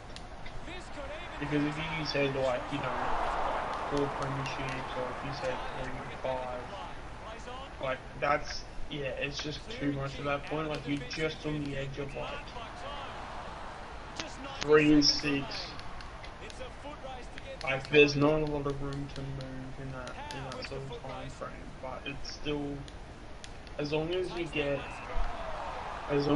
the ball rolling with the first premiership within those first 3 years, which I think we can do, to score from this far. then at least it gives you the opportunity to not win one in one of the years, and then as long as you can finish it up with the, you know, back to back, then Wants to keep it moving. yeah, that's it, 3 and 6 years. He just can't get out of the action.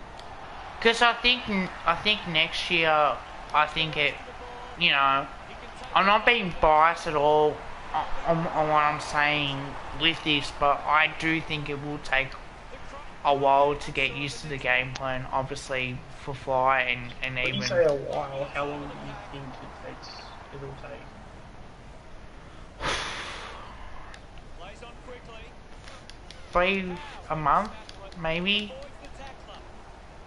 Because I know when it comes to, and again, this is why I really like the idea of having Fly as a coach, is that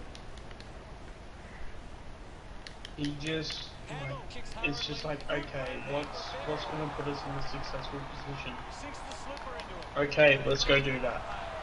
Like, it's not a, Looks to move it by I don't know, it's such a tunnel vision focus towards getting everybody better and not worrying about, oh, does this person like this or that. Like, it's no, like, if we want to have success or be successful, we need to, like, go and do such and such.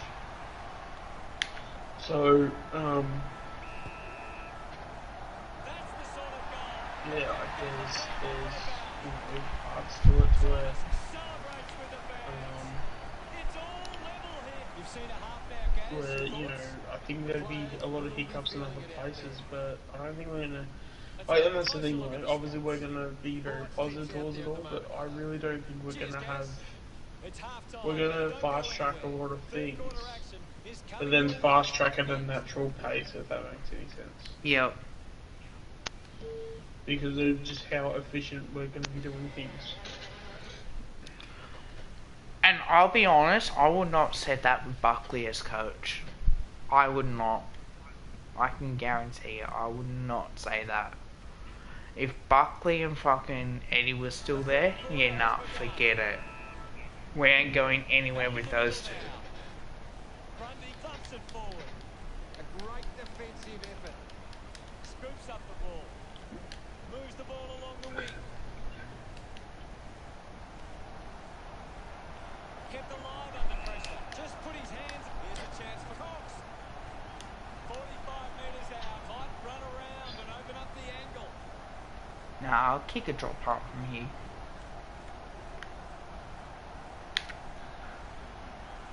Oh, no way. Kick on the way. No, I missed it. Kick wide and behind. Congratulations, guys. Really good. McRae looks to get onto the football. So, did you hear the exciting news, guys? Testing shot outside 50.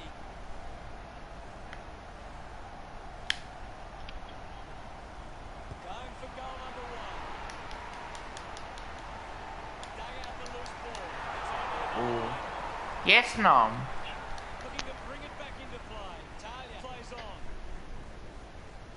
Goes with the kick. De Goey. How about you know whose account got terminated Second well at grade level play. on his second channel? Turned it over. And the mark has been taken. 25 metres out. But it's his second one, it's not the main one. Yeah, I know.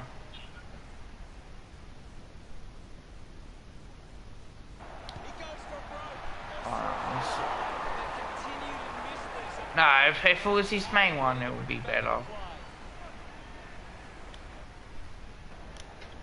Puts it on the Actually, Freo should play the AFL, because the AFL don't bounce always to that get big. into the booth. Howe going for number one. Didn't it? AFL, I heard that the AFL told a couple clubs they couldn't do that pick, Drops the ball. do that trade because they did it during the trade period or something. Collects the loose ball. Howe There was a, I don't know which one it was, but there was a trade that was supposed to go down on draft night. takes it straight. And the AFL didn't approve of the trade for some reason, I don't know Yeah, why- because they why did it during the trade period. Like after the trade period. Avoids the tackle. The boundary line wins. Oh, okay.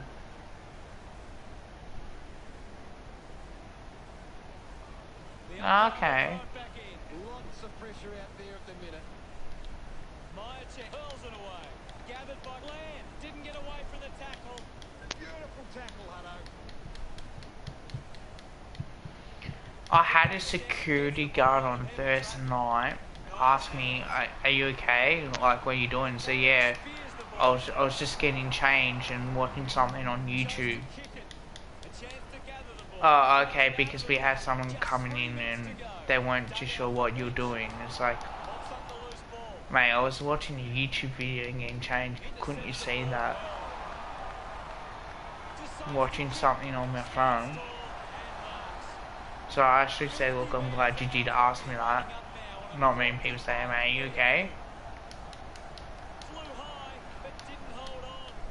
Kev, who was your favourite player in a draft other than Dacos? Frampton gets the loose ball. The ball in the hands of Lynch. Oh, what a goal! It's number 3. Jesse Mopport. Pretty happy with that one. Umpire ready to resume. Yeah, Punched away. Penalty. I think he's going to be a great player for Carlton. Dominant play on the ground at the moment. He gets his hands on the footy. Yeah, I don't know, I was pretty annoyed with Carlton Just picking beyond up. him.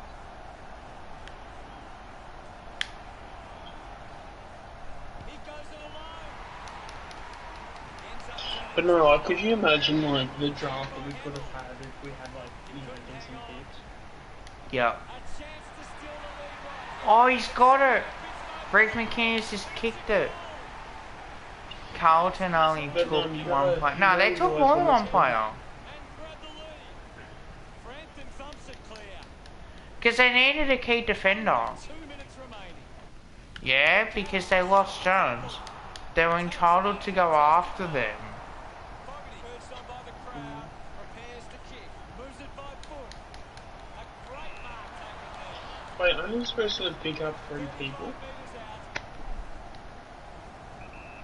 Oh, we took 4. Huge opportunity to grab. No, 6 Yeah, but you have actually. to- it's yeah, but in the national draftings and minimum of 3 players that you have to, whereas if 3 picks. He's got the football now. So, Yeah, Charlie Dean's very good. My only thing about Charlie Dean is that he's, and I don't say this as if he's like massively in this area, but like he's just a tad undersized, I feel. But he is only like 18, 19, so hopefully he can have a year where he grows like big and grows about a good 2 centimeters, 3 centimeters. So he can at least get up to like 196, which would be really, really good. No, he's 195, so he's what, 2 centimeters? Yes. Yeah, if he can be 197, 198, that'd be perfect. Collingwood close the gap to 3. The game is back underway. We've ticked under a minute to go. Opportunity for Frampton. Finds the loose ball. isn't it good to have plays that... There was one from North Melbourne that picked up that bag for them as a kid and then got picked up by him. Like, they're really good stories. I feel. Yeah, for sure. Yeah, for sure. Because how many times do you see that happening? It's not a lot of It them. happens. No, it definitely happens. You just don't hear about it a lot. He gets above the crowd. Because who was the last one? Bianco, yeah? I know Draper's a Collingwood fan. Complete the play. Yeah. Very tense at the moment. Ball tossed back in. Hammers it. Well collected on the bounce. Jones elects to Who did kick. Quino support? Was Quino Collingwood supporter? With the ball now. Elects to kick it Don't think so. Stevenson was a North Melbourne supporter and then played for us and played for North. So that's only like the real good ones that come out of it. Fogarty just bangs away at goal. So Well to intercept that kick. yeah, but problem is, like you barely, you don't see that often enough. Because because I think that if we had more players that were like that, I reckon there would be so many good stories that would come out of that. So we're 4 points down. 3 people in the chat. It's nearly. Oh. Well, even what's his name from Perth? God, I've forgotten the kid's name that went last year in the draft. 1 quarter of footy to go. Sure, someone was gonna like. He went to Sydney. He was a Collingwood supporter. Kelly takes it well. The ball spills to Logan O'Brien. McDonald. O'Brien just gets it Yep. on the boot. He was originally, from Perth, and he was a Collingwood supporter. So there are definitely Collingwood supporters out there all over Australia. It's just, He swings the ball. Brown wants possession. yeah, but Trelaw didn't follow Collingwood as a kid, though. None. Himself there. Yeah, that's the thing.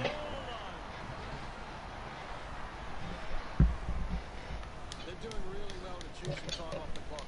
Offhand from time. Hits him hard. Charges with intent. Shows some physicality. Hoskinelli made the tricky bounce look easy. Yeah, I know.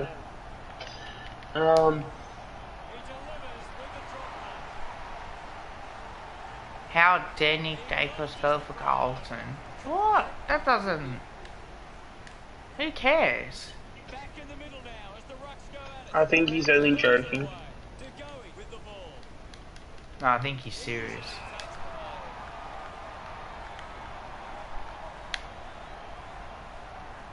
Going for goal number 1. Hits the post. I suppose. Only 4 But you know what? Italian could kick it. And I've said this many times before. Goes by foot. I don't care who you back for. Going to ground. They don't say that about a player, but it's that they only make a big deal if a board member was doing that or ex-player. Because Dermot Broden back for Collingwood as a kid, yeah, and yeah, he got to live that, play for Hawthorn Sydney, but he also played a year at Collingwood.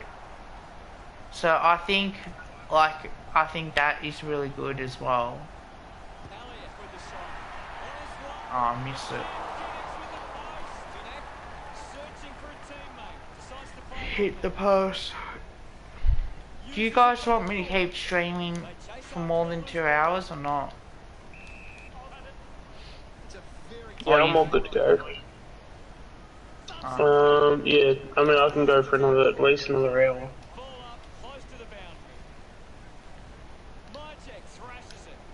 Puts on a bump. I was gonna go. I might go to the gym tomorrow, I think, Just got the hands and if I can get away with that. Because Sunday I've got to help just out. 3 minutes to go. Steady hands there as he holds that one. Smith got out in the square. Do they did well to win that ball?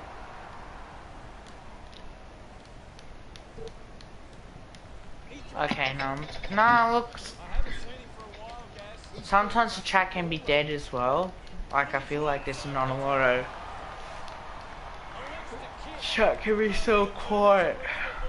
It's been a great game. Yeah. Kelly seems to fall. Oh, alright, so do you want to see my early prototype of my best 22 for... Go for it.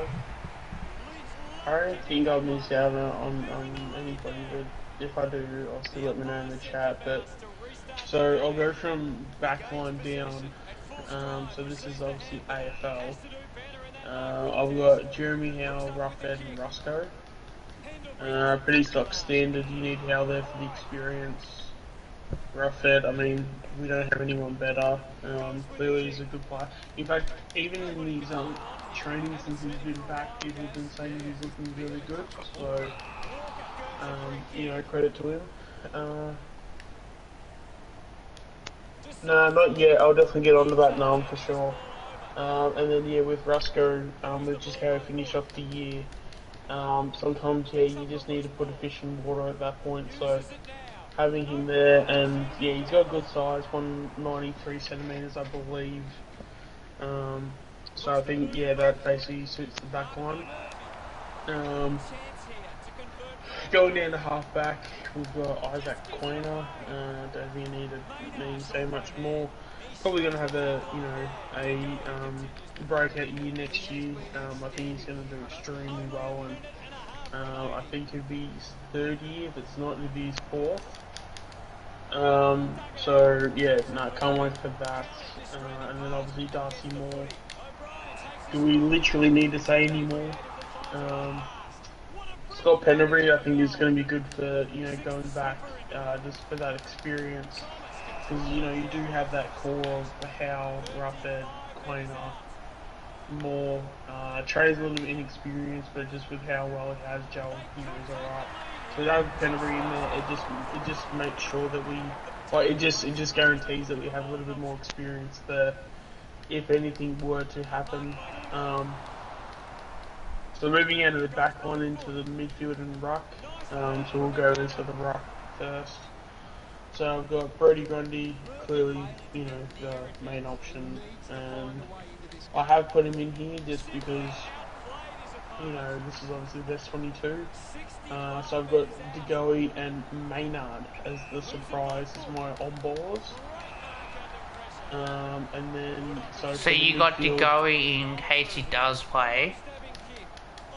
Yeah, because I'm not going to look into whether he's going to play or not. He's on the list, so, No, fair I'm enough. going to treat him just like a normal player. So, he's in there, he's going to be on ball. So then we go to the actual midfield. I've got Jack Crisp on a wing. We know how good he can kick the ball, and just his blue collar sort of work ethic, I think will be really good. And he's also not only can he kick well, but he's got a lot of speed. So I think Crisp will be really good on a wing.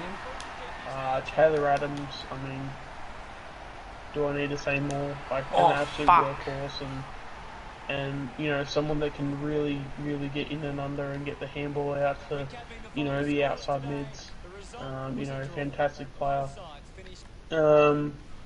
And then on the other wing, I've got Patrick Lipinski. Very similar to obviously Crisp.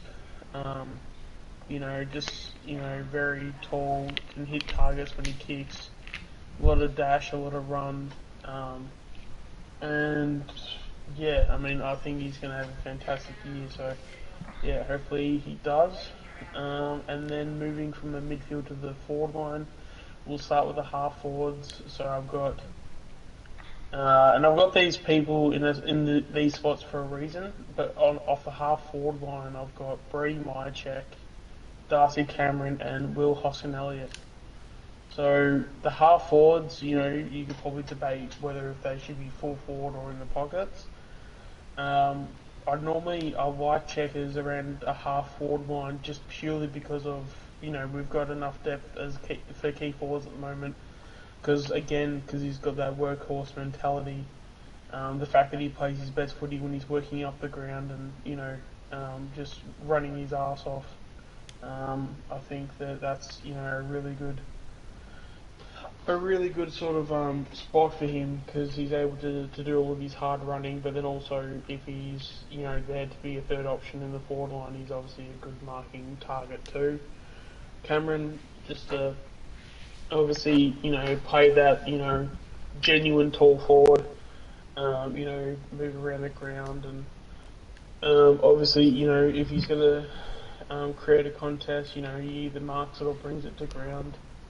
And then yeah, Will Hoskin Elliott, similar to obviously Checkers, works up the ground and, you know, is a very good kick, so he can, you know, link up, you know, from the midfield to the forward line, things like that. So we obviously, and then also as well, like Hoskin Elliott's a super underrated kick for goal.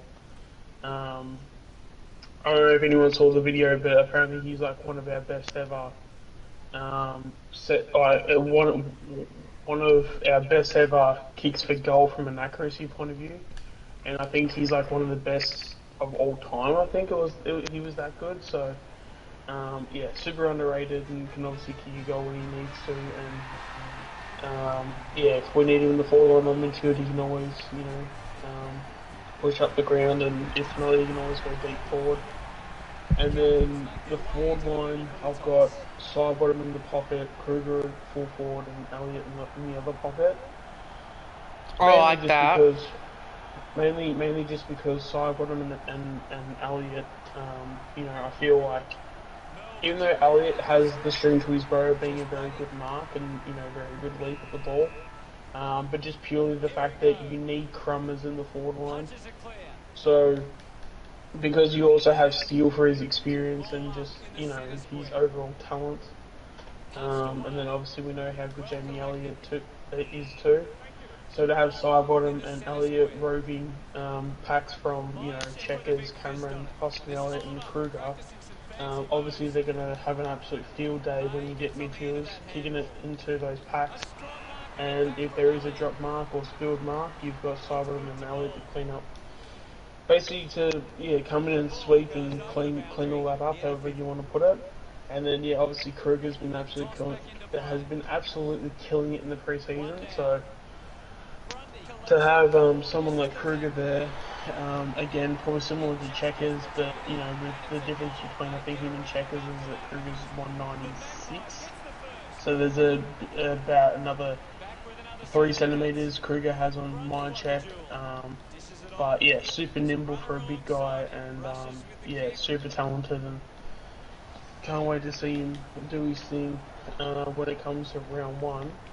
And then for the bench is a little bit interesting because there's a lot of guys that should definitely be in this best 22, best 18, but just aren't.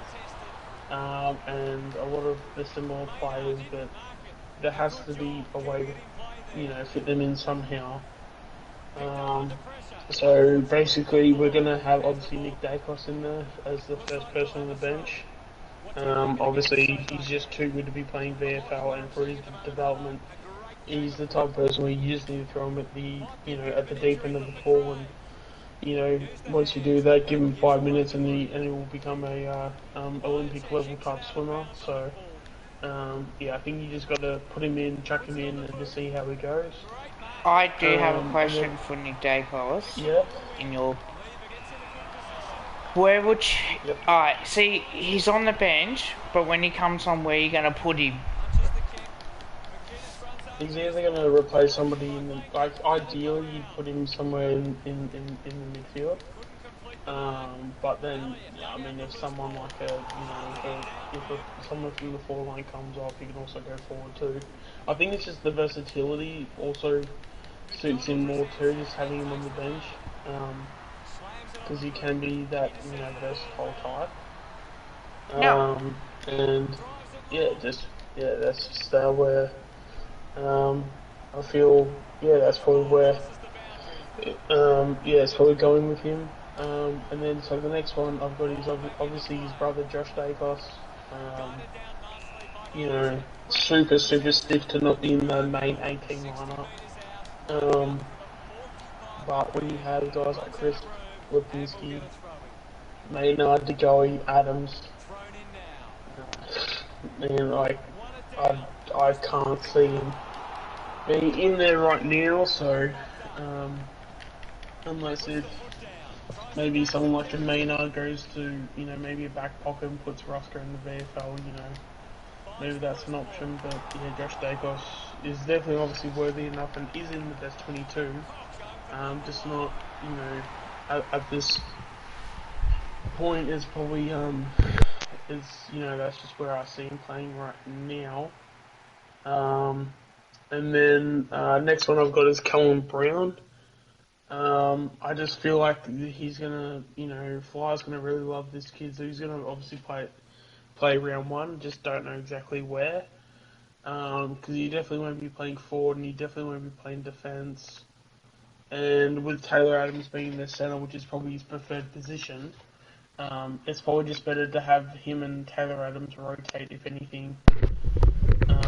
And then, that'll obviously, that'll suit Brown. And then for the last one that I have, which is a little bit of an interesting one, because I could have gone so many ways with it, but I've gone with Ash or just AJ. Just to add a bit of flexibility in that forward line. Could even potentially, push Hoskin Elliott up to the midfield too. So he has the ability to make others flexible too. So and I think just the fact that he's 25, he's ready to go. This dude, he is. I cannot just begin to tell you how talented this kid is. Well, not kid, he's 25, so he's obviously, a full-grown adult, but this guy's just got so much talent, and again, probably very similar in the bracket of how we should be treating Nick Dacos, is that we just need to throw him in the deep end, and again, give him 5 minutes, and he's just going to turn into a Olympic swimmer. So that's basically, that feels at the bench. When it comes to probably, like emergencies, I haven't written anything down, but God, you can take your pick from, just looking at the... Actually, you know what, I might actually skip the emergencies, because if you want, Kev, do you want me to go to the VFL team as well? If you wanted to. So you got which round you got on the bench, Callum or Ty? What's that, sorry? Which round did you have on the bench? How long? Okay. Because I needed an inside mid. Even though they're probably, Josh Dacos is that as well too. But I see more of it like an outside, if anything. But definitely need someone like Callum Brown, because I think he's very much going to be in the side round one, but he's in that team. His situation is that he has to play centre, and he's not. And if he doesn't play centre, he's just not going to do as good of a job. He's kind of like Trey Rusker in that aspect, where the centre position is his water, and when he's in the centre, he's like a fish in water. But you put him anywhere else, and he's like a fish out of water, if that makes any sense. Yeah. So to have him there, it's a good replacement for Adams whenever he gets tired or he needs to be rested. I'm sure it wouldn't be the worst thing in the world, because I'm sure that they'll probably develop him, or he'll probably develop his crumbing game at some point. So G'day, mate. I'm sure that he'll try and get some level of confidence. You know, and then maybe he'll be able to start to kick goals and he'll start to feel a little bit better about himself. But yeah, there's a lot of water that has to go under the bridge. Ironically, because I've mentioned water so many damn times in this. But yeah, when it comes to like Cal, like I think for him to get his confidence up and to get his career going and to get himself going, I think he needs to play centre until he gets more confident within himself.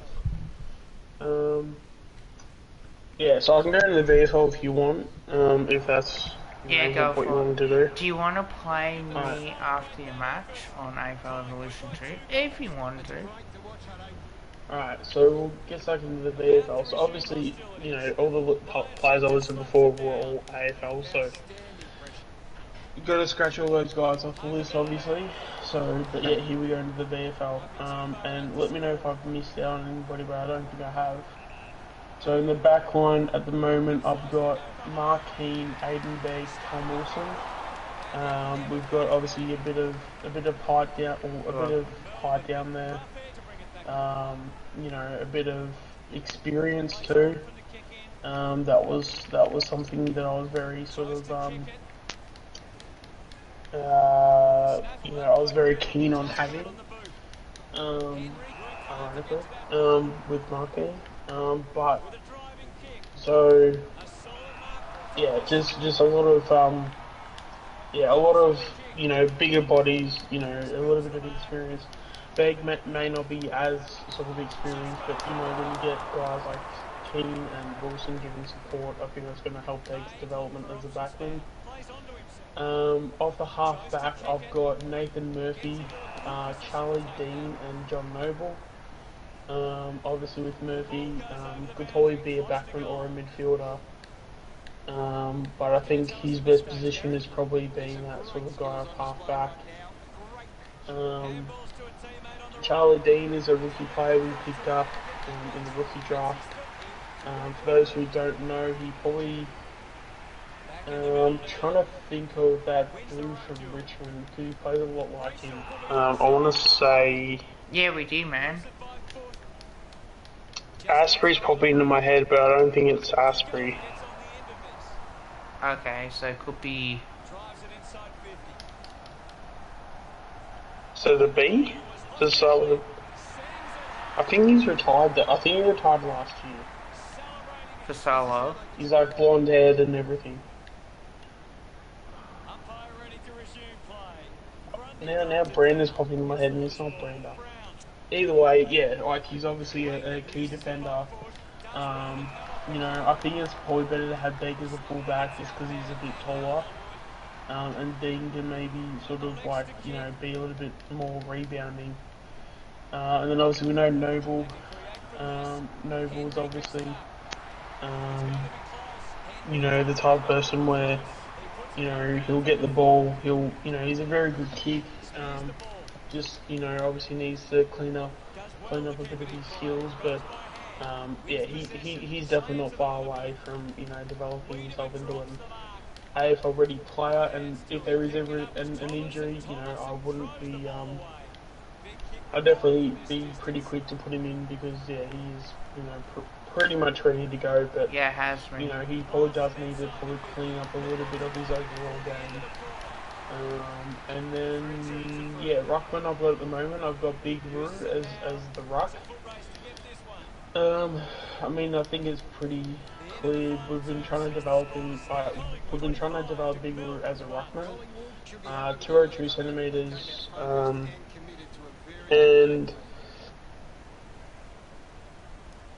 And yeah, probably yeah, the best spot to put him in at the moment, especially when, as I said, like kind of developing in that area. And so then I've got then as on balls, I've got Finlay McRae, Caleb Poulter.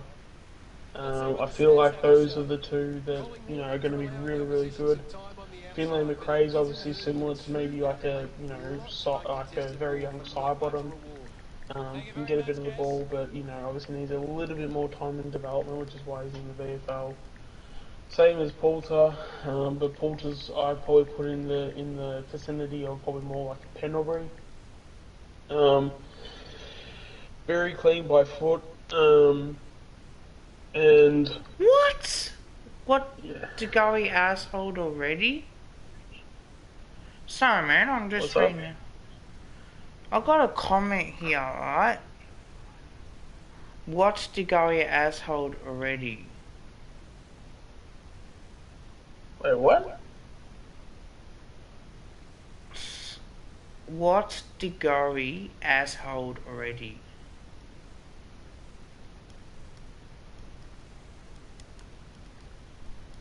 That might be a troll comment.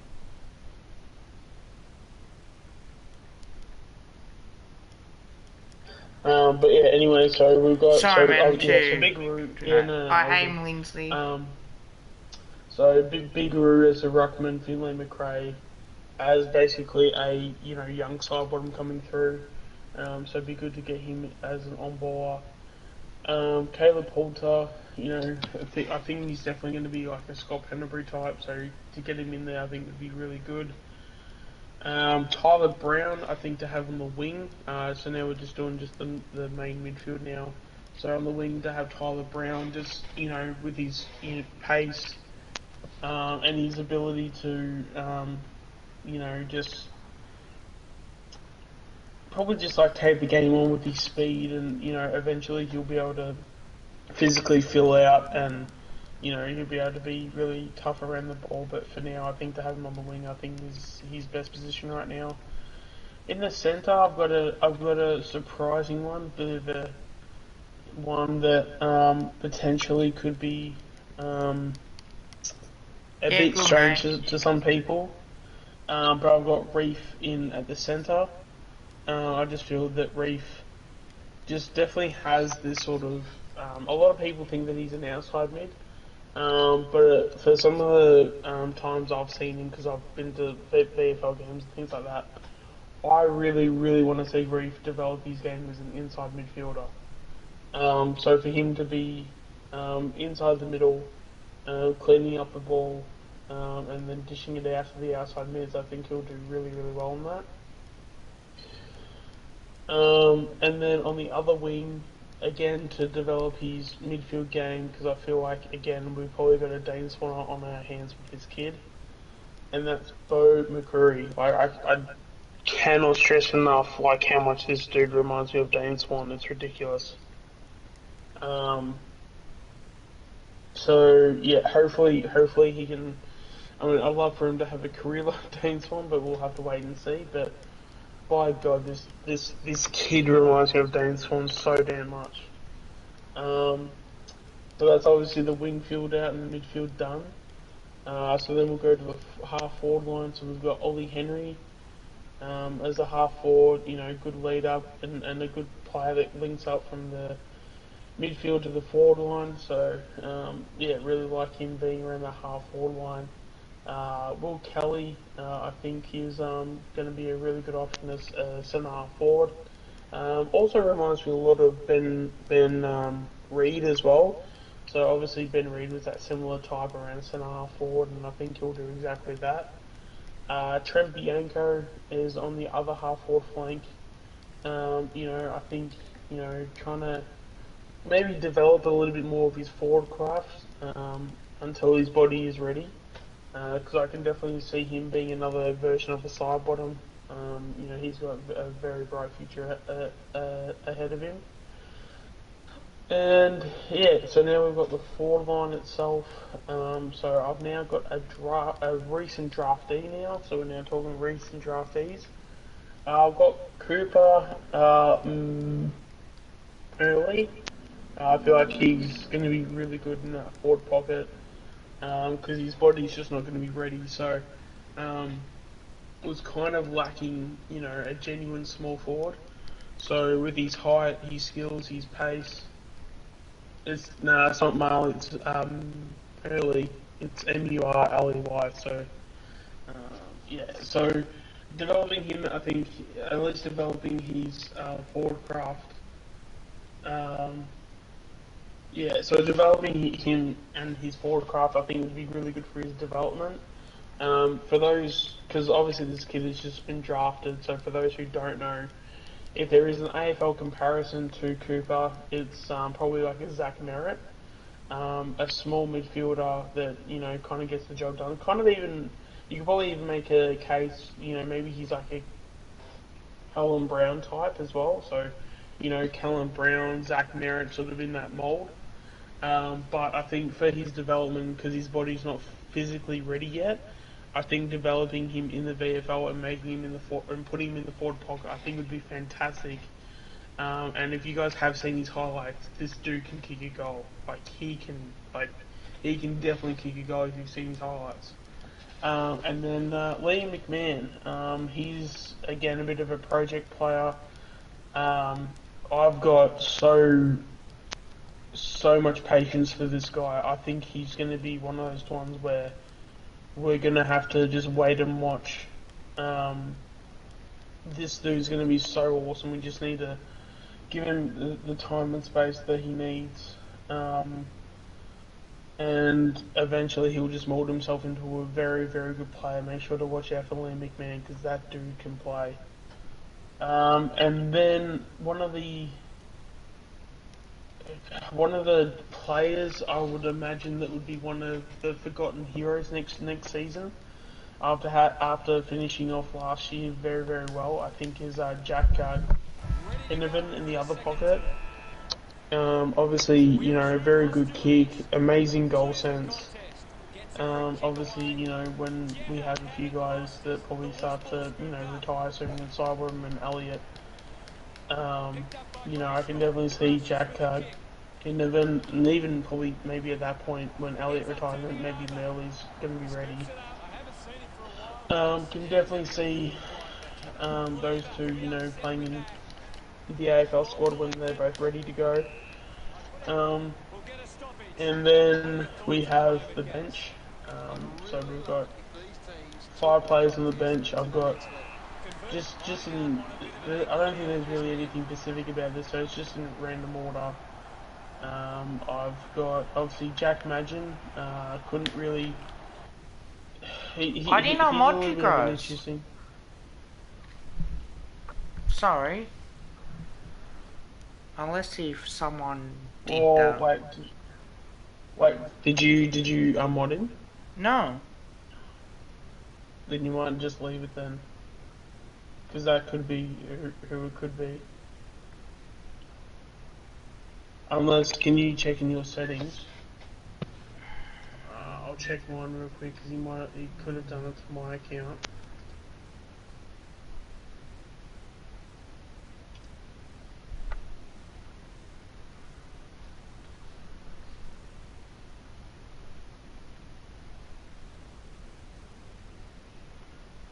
That's odd, then which class do I have?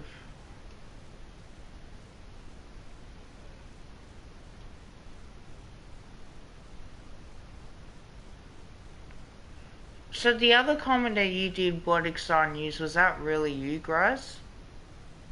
Can you say yes or no?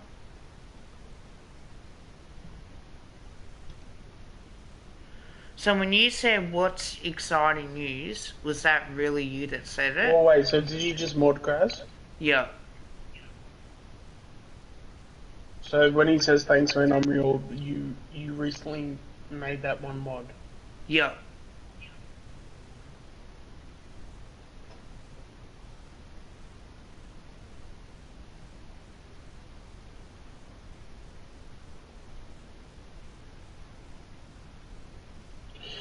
How do you know if you've been unmodded if you haven't made a comment? Yeah, I was going to say, how are you unmodded when you made the comment?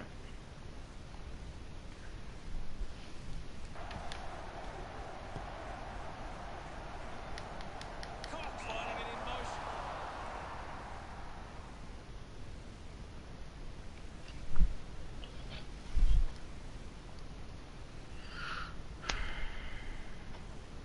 Did I So mod? no, no, you.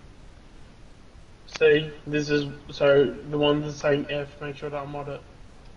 Yeah, did that.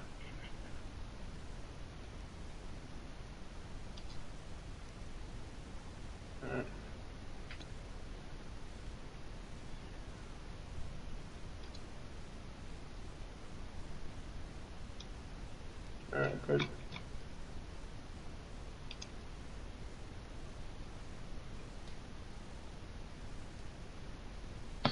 Yeah, alright, so, where was I?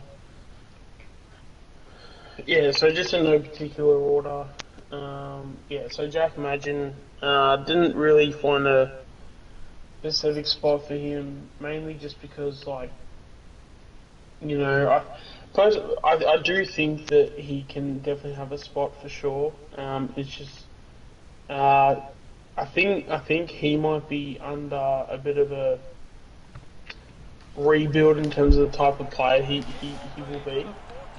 Because I think he'll be a bit more sort of a midfielder defender, basically. But maybe like a little bit of halfback. But yeah, I think if guys are going to be coming off the bench and stuff, he's going to be very good in terms of being very versatile.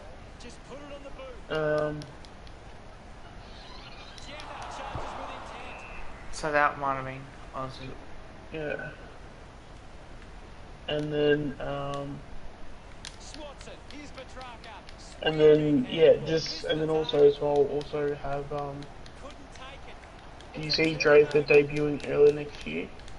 Is it a potential that it could is it potentially Jesus Christ, if I can speak some English it'd be fantastic.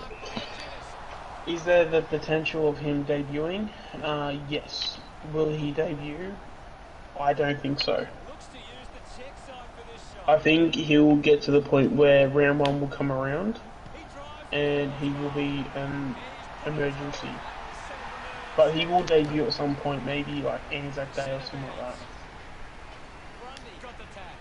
that. It's also as well, he probably needs to find out what type of player he is, because he plays literally everywhere on the ground. So we're going to play him as a midfielder, forward, defender. Yeah. Because he literally can play all three spots. That's how good this kid is. So, I would imagine that he would probably be a bit of a mid forward. So maybe a bit of a forward that goes into the midfield, especially the fact that he's only 18 and building into his body. So we're probably going to play him a little bit as a forward. But yeah, we'll have to obviously wait for to see what's going on with maybe if Ali gets injured or Sidebottom gets injured. Yeah, it honestly wouldn't surprise me because I do think he's that good. So yeah, so obviously just speaking about Ali Draper, as I just said. Yeah, he's obviously just on the bench at the moment because we just don't know his best position. So having him on the bench, even if you're starting an AFL game, it's not really the end of the world if you don't start. So the fact that just to have him sort of sit back, watch the game for 5 minutes, however long it is, and then make that decision whether to go forward, midfield, or back. But I think potentially you could have him as a forward. But yeah, obviously. Is this about Draper? Yeah, but when you have like Ollie Henry, Will Kelly, Trent Bianco, Jack, and then Merley as well. And the reason why I have Merley in the pocket is because he definitely needs to play forward line before he develops his body.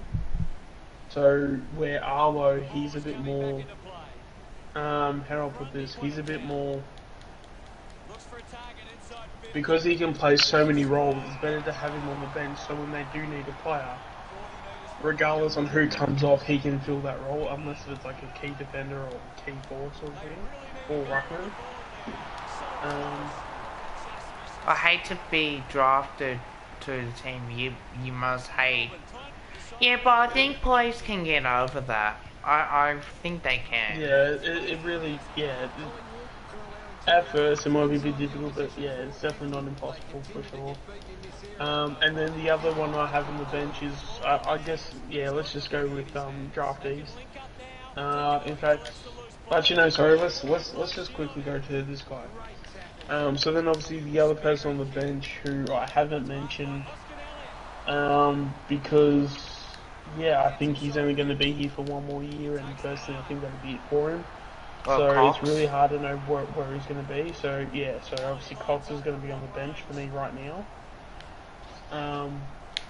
Because I feel, yeah, in that forward line, you know, he doesn't get a game over any of these other guys. And you're not going to be putting, say, like Will Kelly in a pocket. There'll be a follow-up close to goal. What can you tell us? So I think just for everyone's development, At the moment. maybe you just put Cox on the bench. Maybe, or actually the other thing you could do is you could you could swap Now it's a ball. Big Roo around with Cox. So have if Cox is going to start him as a ruckman. Puts it on the That could definitely be an option. position to take that. But then, Running for each other. yeah. So then, and then the other, so the last two players that I'll be talking about is Isaac Chug. Obviously, small defender. Will probably go on the ground when someone like Noble or someone like that needs a break. Obviously, you know. One of the things that I also found out too was that one of the reasons why Chug is so much loved at Collingwood too is that apparently he is one of the most hardest workers and one of the best trainers. I think that's a good thing for him. I Yeah, it like is. that. Because at least he's Um, willing to work harder. Finds his man on the move. Yeah. And yeah, so obviously, you know, just to have him on the bench, there's just not really, and he is versatile. Like he can probably even go as a small forward as much as he is as a, you know, small defender. So again, with that flexibility there. And then the last person I've spoken about, and I don't think I've left anybody else out. But the last person I will speak about is a bloke, or is a kid called Harvey Harrison. Now, I don't know how the hell this kid got as low as this, yeah. Long story short, I don't know how the hell this kid went as low as he did. This dude is literally just, he's AFL equivalent. Think of like Isaac Smith. Just a, he's not super tall. He's an okay height. But his quickness, apparently he was like the quickest kid in the draft, over 20 meters. So you can imagine that just his pace, he's a little bit of a light build, so again, he's going to take a bit of time to develop his body physically. But once this kid, you know, develops in the next 2 to 3 years, potentially 4, you know, the kid can kick a footy. For a guy that has a lot of speed, normally guys that have a lot of speed don't, their accuracy behind their kicks are not necessarily great. This kid can kick while being at a very fast pace. I reckon this kid's going to be one of the biggest sleepers of the draft. Like the fact that this kid went at peak, I believe it was 50. I want to say it's 52, 54. I think we're going to look back on this draft and people are going to say that this dude should have been at least the early second or even first round pick. He just needs to obviously, you know, he just needs to take a bit of time developing his body. But once you wait that, you know, those potential 3 years, then you're all good to go. And yeah, good luck stopping him, especially with his speed. And yeah, that's pretty much it. So, I mean, is there any thoughts for yourself, Kev, on, do you have any questions on who should or shouldn't have been in either in the AFL lineup or VFL lineup? I think he's pretty spot on. I think it is a real tough one to do in the AFL because so many, you know. I only looked it up in like 10 minutes too, as well, like just to let people know. It's not like I've stewed over this for a week. I mean, we only just finished the draft at what, like 4 o'clock today, so only whipped this up in like the last like 10 minutes. But no, like if this team lineup doesn't excite you, and then in saying that too, I mean we've got guys like Egg Molessi Smith, what's his name? Neville Jetta. They're going to be playing VFL with us. I'm sure, you know, all the normal VFL blokes that play in the side too. You know, all those guys will be coming back. Like, I mean, I can see the AFL team making finals, but I can definitely see the VFL team making top 4. And I might even go one step further, that when it comes to the VFL side, because they're all young and, you know, potentially very inconsistent, I actually wouldn't be surprised if, I don't think we would potentially win a grand final when it comes to the VFL, but I reckon we would get darn close and we would at the very least make a prelim. Just imagine if we won a VFL premiership, that's something to brag about. Yeah, I reckon. Oh, that's only the VFL, doesn't matter, it still counts as a premiership, you dickheads. No, I mean, an AFL premiership is a lot more prestigious, but the VFL premiership is still awesome to win. Like, if someone came up to me and said, would you rather have an AFL grand final or a VFL, I'll still take an AFL. But, I mean, at the end of the day, like, you can only win against whoever's in front of you, so... but no, I can definitely see the VFL being very successful.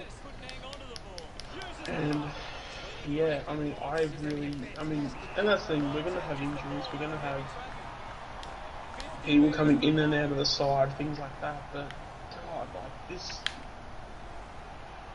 side, like both of these sides, actually, like...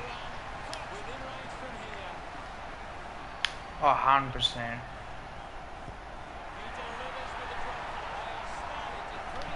I'm trying to look through the list to see if there's like anybody I've forgotten, but I don't think I have.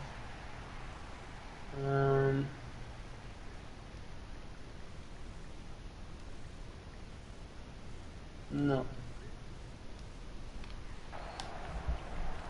The game is back underway.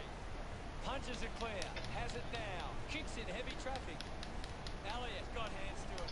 But yeah, if there's any questions you guys have, yeah, feel free to ask them in the chat. I think Cal and Tyler, I think they're gonna have bright futures at the club. I think we'll keep both of them, because I think it's always handy to have those two around, especially if there's an injury. Like, they would be the best ones to pick. I think the same with John Noble as well. Like, I see him being in the side as well, AFL included. And Josh Dacos as well. I know I left him out, and for me, I don't know who he would replace. Like, I don't know where you could put him. Like, that one was so difficult. But I don't know. Is he half or flank? Is he midfielder? You could possibly put him in the midfield on the wing, but where would you put Lipinski or Nick Dacos? Because you can't leave Lipinski in the VFL. You can't leave Nick Dacos in the VFL. You can't leave Josh Dacos in the VFL because he's too good of a player to really play. So who would you have? Like, I think that's a tough one in my opinion, because you see a lot of guys that potentially a chance to really play senior footy. I think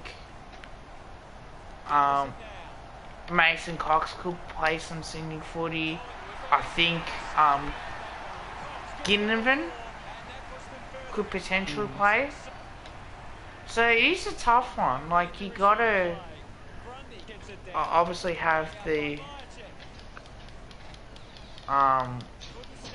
play set to be able to make sure, oh, okay, you know, if we do this, there's certainly a chance.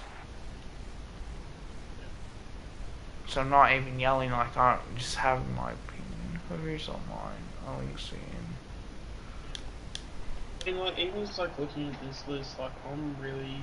Can you tell us anything? I mean, I don't mean this as in like a super serious way, but I'm kind of like really concerned for, you know, someone's career like Majin, because he's just the type of player where you love to have him at the club, and you know you really hope that he succeeds. But he's 28, turning 29 in April, and we're a young list coming through. You're not going to be having him on the lists, like going for the future. I think you play him as a halfback flanker with either Murphy. The clock ticks down. Only 90 seconds. You got Noble and Murphy there. With hands. It's in his possession. Oliver hacking it out of there. Melbourne would love to Did I have have Noble this in? opportunity. Who did I have in my...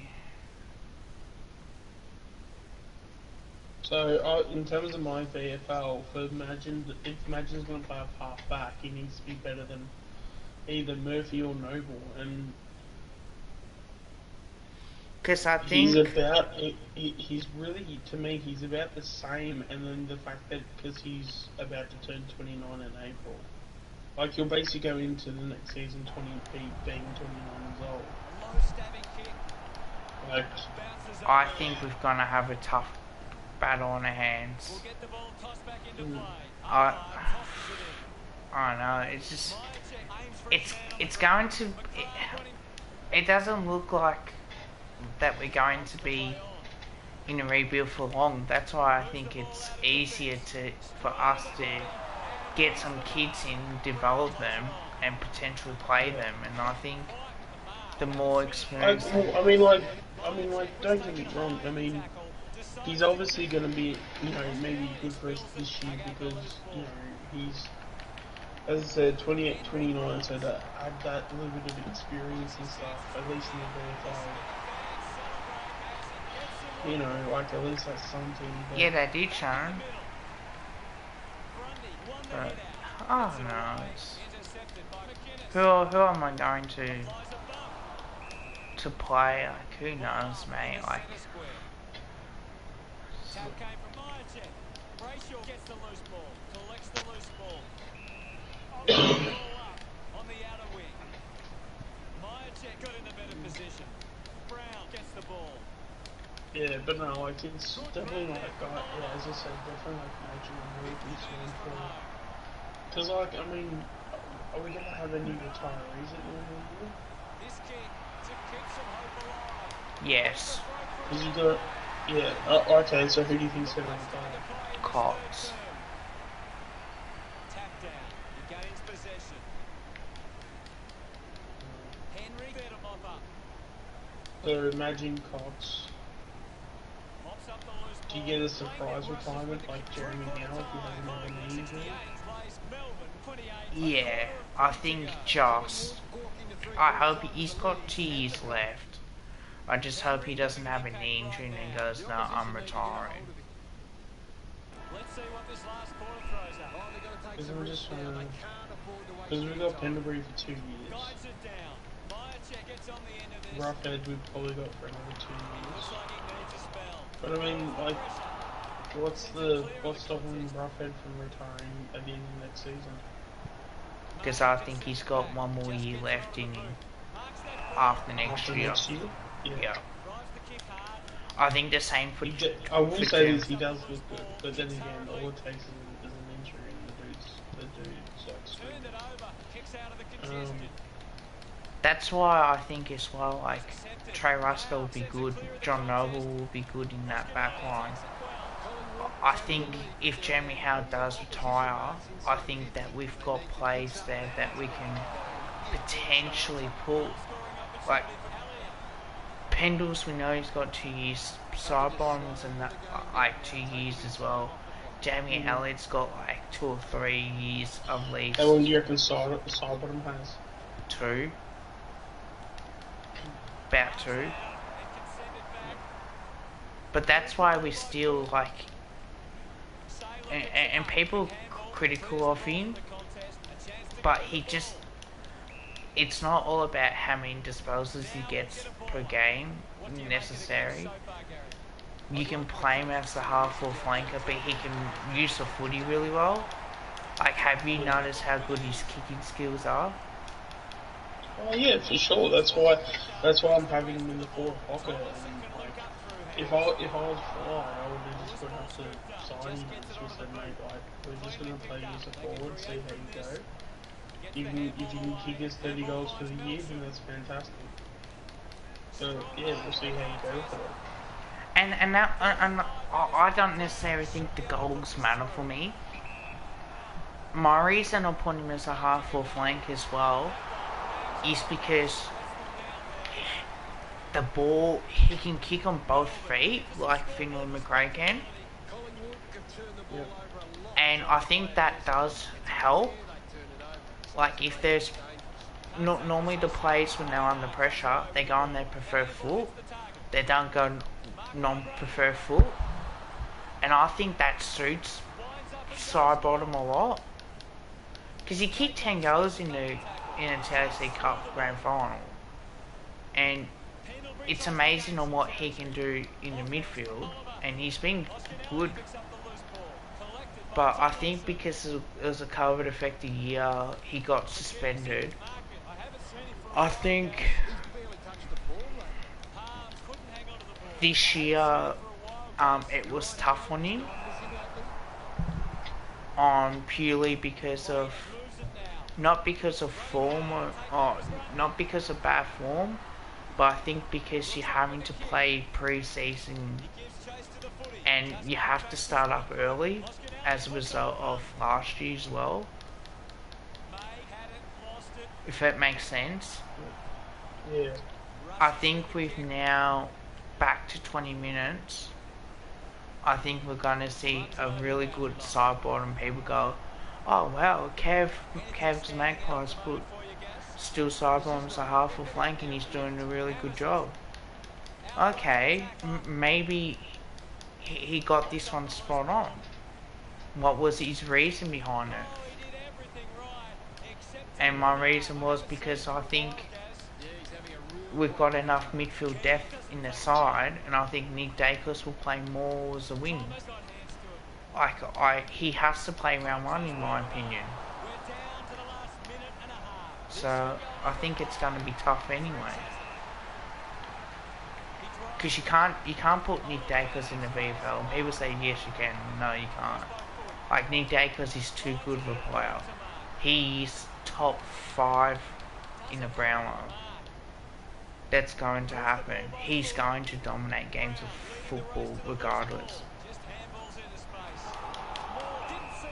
So I think that matters a lot more.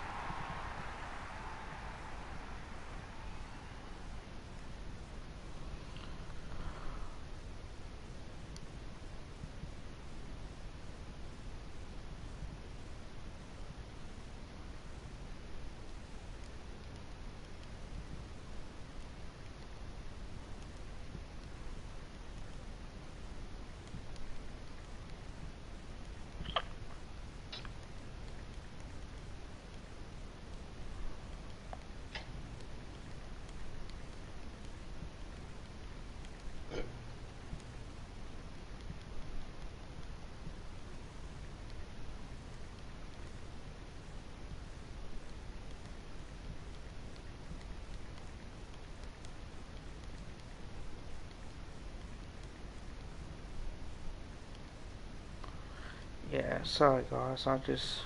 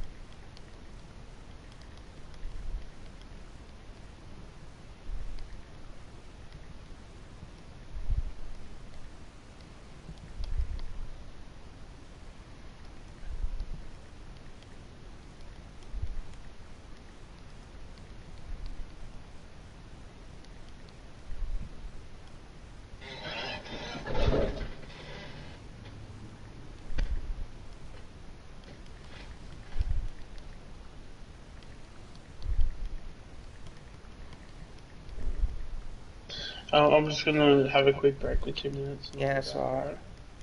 Yeah, I know I've got 3 people in the chat. I'm just replying back on Facebook.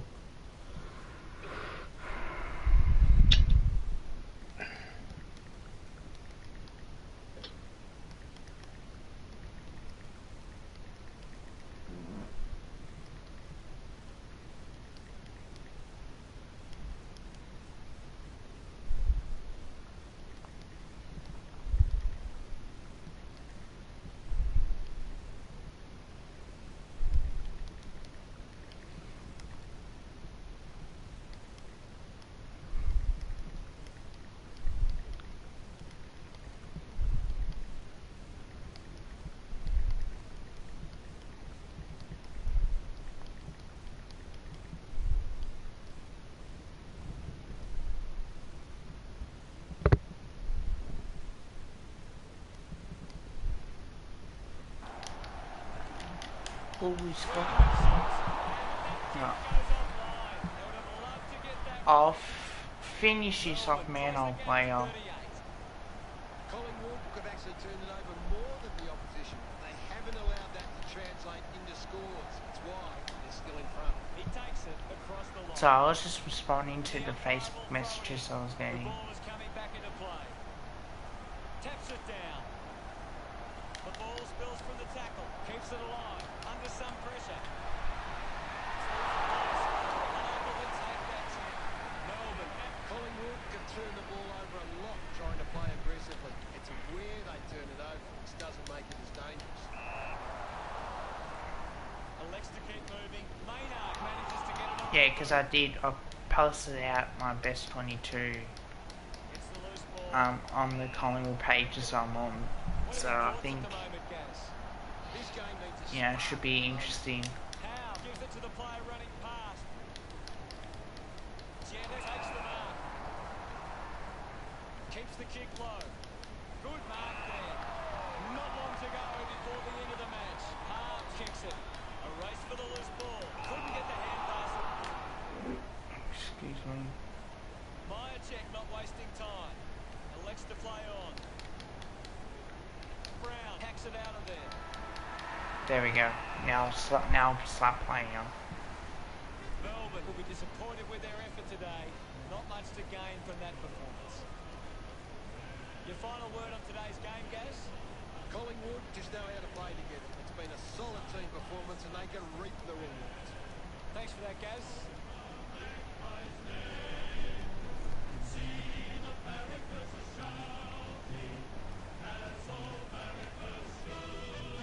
The final scores are in. Collingwood 68, Melbourne 31. That's all for today. On behalf of myself, Gary Lyon, thanks for joining us. We'll see you again soon. I'm just gonna play Ignis Canberras. So I'll just save this game and start playing. I've been streaming for nearly 3 hours. 10:45. So I'll just... Okay. Now.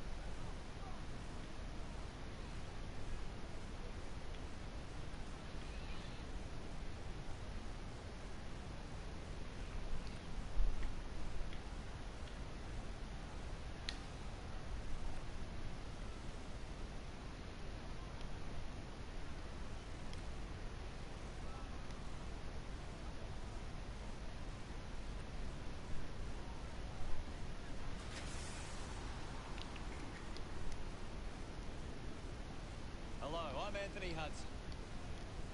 Well, joining me for special comments for this match is Gary Lyon. Hey, Hutto, I've been waiting for this match all week. A practice match on the bill today as these two sides test each other out. Today's match between the home team and Collingwood.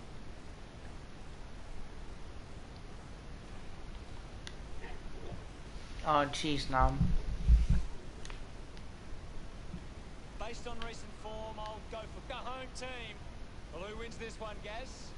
Collingwood, for mine, they look ready. Thanks, Gaz.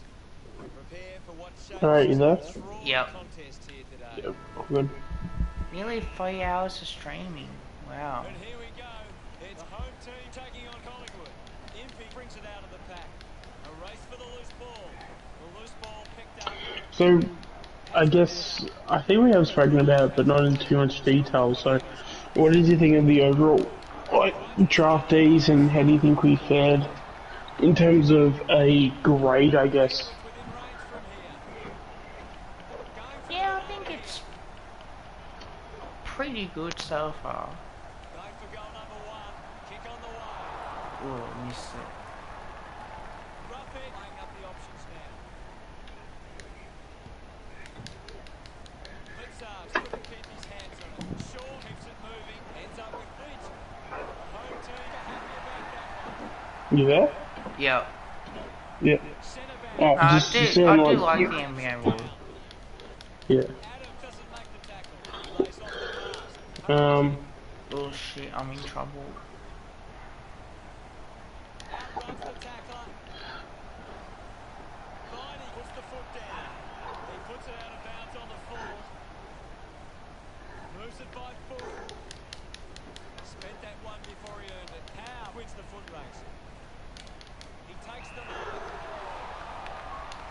Chooses to play on.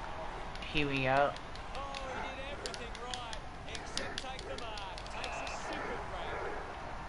Goes the barrel. Good mark by Gruffhead. Wants to play on. Uses it by foot. Oh. The kick goes out on the Oh, full for shit. Maynard.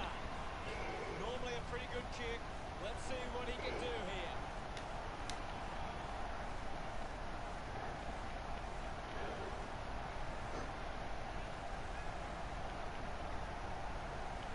Louis going for number one. It's going to be close. Nah, missed it. Gates Right, what's this? iPhone Evo 2. Chris wins the marking contest. The commentary isn't good for AFL Evo. Can't take the mark. Yeah, well, I mean, it's pretty generic, I guess.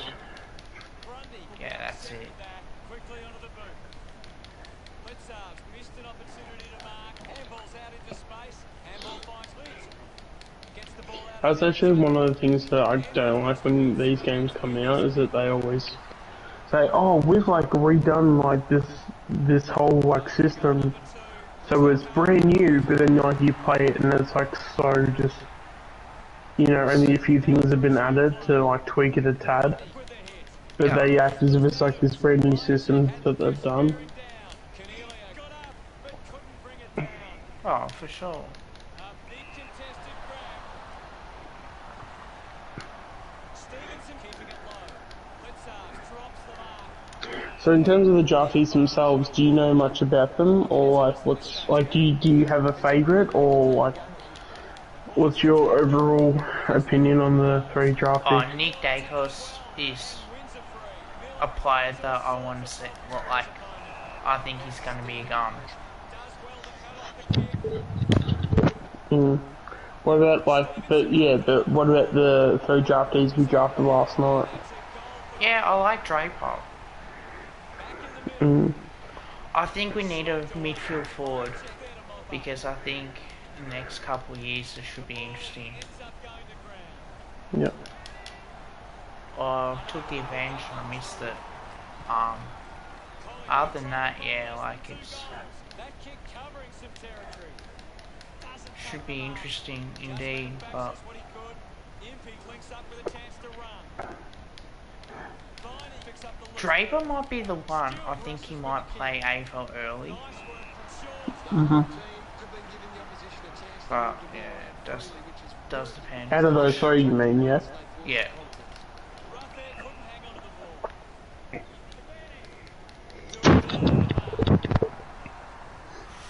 Do I go across the ground? Ball Or... pops to play on. Gets it away under pressure. He'll be the better man there. Decides to go. Oh yeah. 1 quarter down and 3 to go. Plenty of football still to be played. The score's a home I'm team reading 7 14, points. If I can Collingwood 7. somehow... Could have to be happy with that first quarter.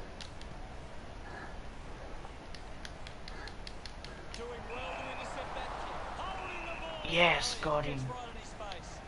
A great defensive effort. Going for goal number 1. Nah, missed it. Towards the right. Just 2 goals in it. Chose to kick it. Leeds determined to reach the ball. Scoops up the ball. Clears the ball from the contest. Flew high, but didn't hold on. I haven't played Evo in a while, to be honest. I've been playing bloody Oh, what about that? other games as well. Yep. They're So, back in the middle. I might be a little bit rusty playing against other people, but The loose ball scooped up. uh, Adams hacks it no up. excuses. I'm good at the game, so I should be able to. The ball mopped up. Gets the loose ball. Mm. The tackle misses completely. Linking by hand. Williams grabbed it clean. Takes the lead. Gore gets hold of it tall. Strong mark in the contest. What a brilliant tackle. Howe applies the tackle. Fantastic tackle. Can't take possession. Adams collects it. Looks to move it by foot. Intercepts the ball well. Rushes with the kick. Marks down and can send it back. The home team just aren't running for each other or creating space to work into. And as a result, they haven't been able to earn many set shots inside kick. Williams missed an opportunity to mark. Fantastic chase and tackle. Great tackling there, Hutto. He's a long way from home, but he might have the wheels.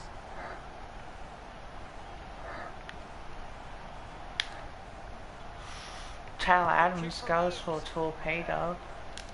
How? Doing well to intercept that kick. Moves it by foot. Finds a bit of room to mark. The home team have the lead, but they're allowing plenty of opposition marks inside 50. They need to fix up that aspect of their game if they're to stay on top. Phillips going for number 1. A free kick is played to Elliott. A chance to put one through here for Collingwood. 25 metres out.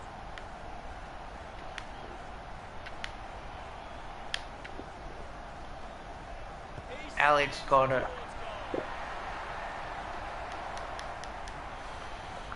About to resume hostilities. Alright, thanks, Leave a hurried kick. They chase after the loose ball. Lynch unable to apply the tackle. Adams had it, lost it. Mychek misses the tackle. Just gave it away. Oscar Elliott didn't mark it. Gathers it now. Going for goal number 1. Oh! That kick goes Hoskinell misses, but I'm 5 points down. behind by 5. Sinks the slipper into it. Ruffin runs out to the ball. Slams it onto the boot. Plenty of time. To win the match. Oh, John Nagari. Let's see if Geordie can kick this. Going for goal. And he does. So that's a good goal. Played well in his second quarter to get a couple goals already. Showed good control. There'll be a ball up in the centre square. What can you tell us, Gaz?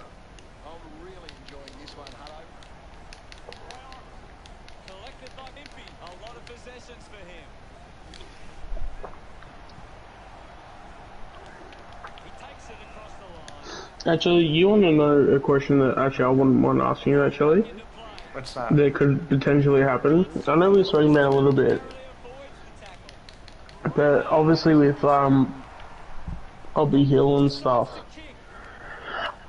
if we like say finish, like let's just say we don't even make finals, like let's just say we finish say 9th, 10th, you know, 11, 12, like in that bracket, or even like 7th or 8th.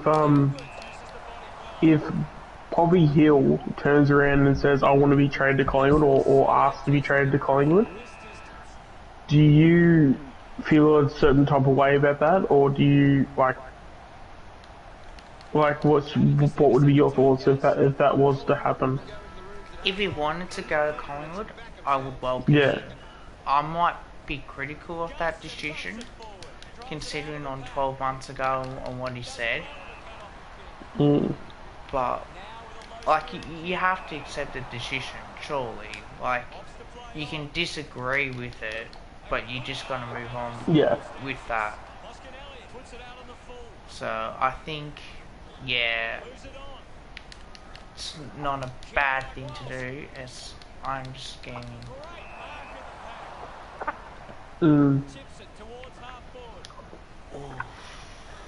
But he's just like, I don't know, just the way that he did it. Like, even if he asked like for a trade, If he really you wanted only to want go to give home, up. he would have gone to any Victorian team he could. Yeah. Like, the same thing with Tim Kelly. I didn't want to go to Fremantle, I just wanted to go to West Coast. Like, I'm sorry, but you can't just pick and choose, yeah? If Fremantle had the best Yeah. offer, you go to Fremantle.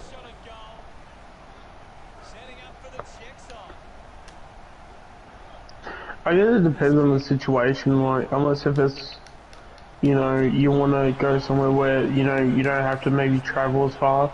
Because I mean, you could say, "Hey, I want to be traded to Victoria," but then, you know, if they pick a club like Geelong sort of thing, you know, Geelong could be a little bit of a travel.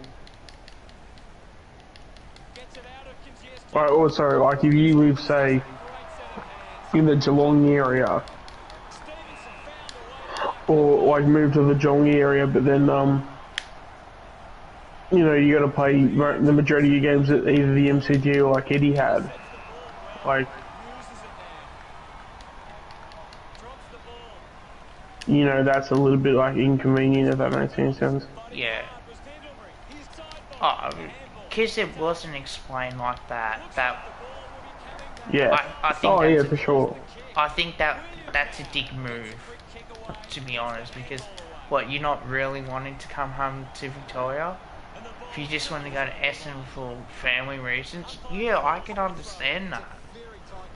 But just open. But that's the thing though, I'm gonna be so skeptical though. If he says anything but Essendon, I'm gonna be just like on his ass about that though. And there's every chance it could be Collingwood, but like, I don't know. Like, I'm just really sort of like,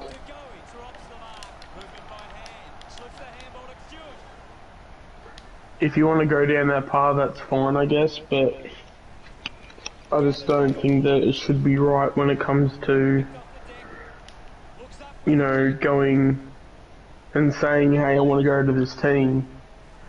Like, you'd have to make sure that you're really sort of like, in a sense, like sort of like choosing your words in terms of like, okay, now I want to go to like Collingwood or St Kilda or whatever. Because that way you're making yourself open up to the more choices.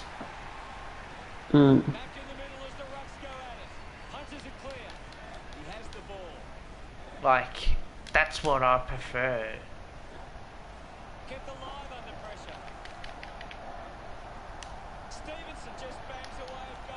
Stevenson misses. It's only 10 points down. If I can get a goal. The home team can turn the ball over a lot and play aggressively. Right. Where they turn it over just doesn't make it as dangerous. Martin will be upset with that. Kicks in heavy traffic. That's got to be deliberate, surely. Kicks hurriedly. Ball picked up. Alex Gaz, what are your thoughts on that third quarter? The home team will be looking to not only hold Big last quarter. Come on, Collingwood. Let's get the job done. big thump for Grundy.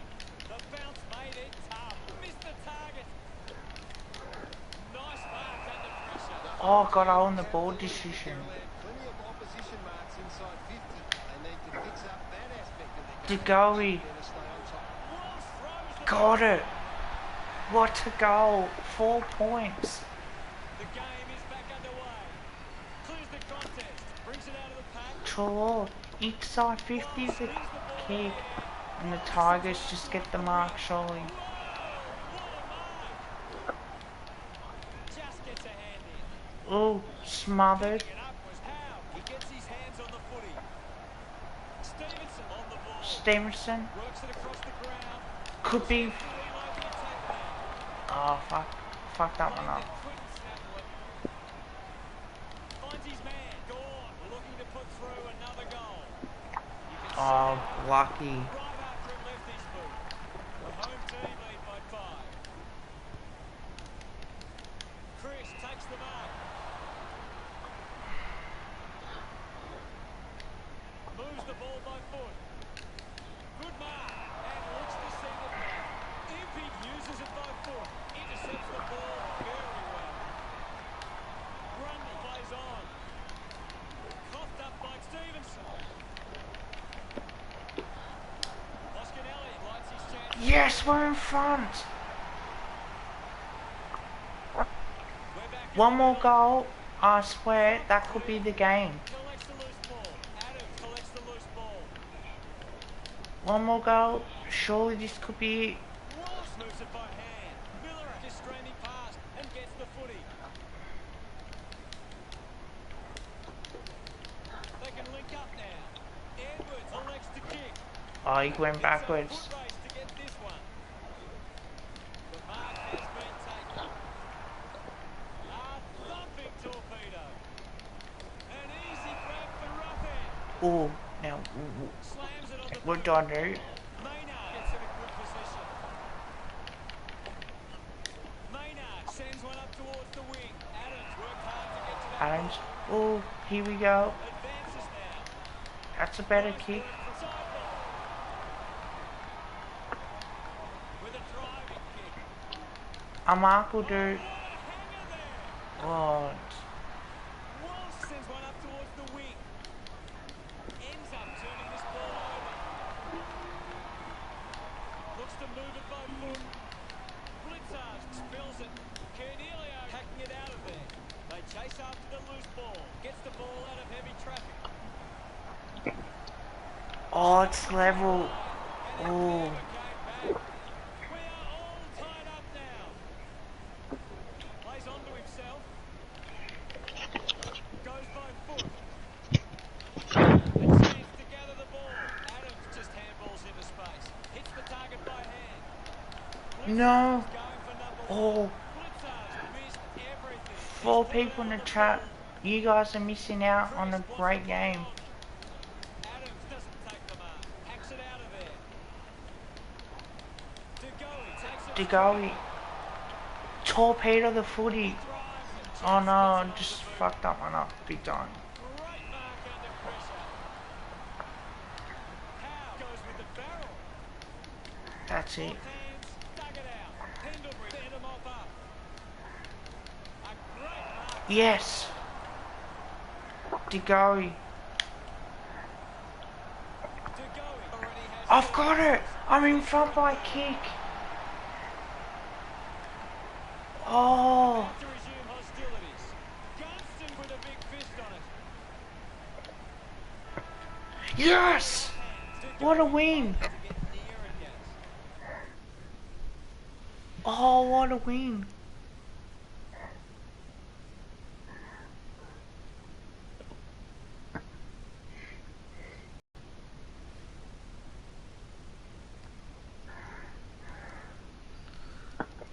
GG, man.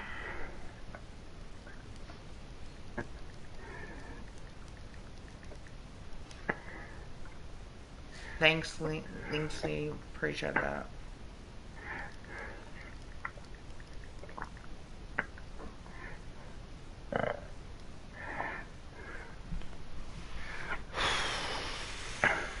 Taylor Adams.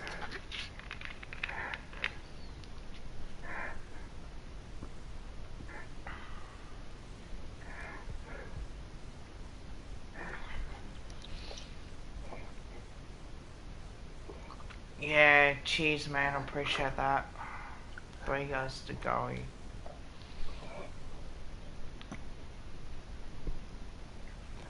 So I only led in the second quarter, and since then I was 10 points down. I managed to keep Ignis to 2 behind, so I kicked 3 straight to win. Oh, it was. Like, that was insane. I don't think I'll do that again, to be honest. What's the time? 11:08. Do I play one more game? Yeah, why not?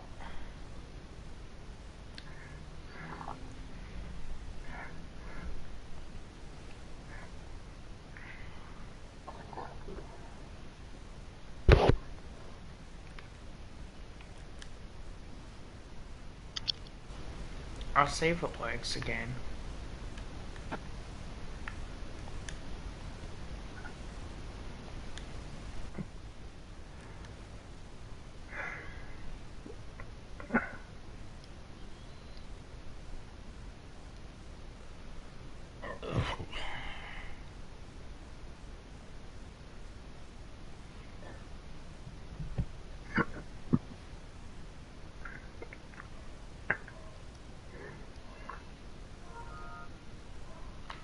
Ah, okay, sweet.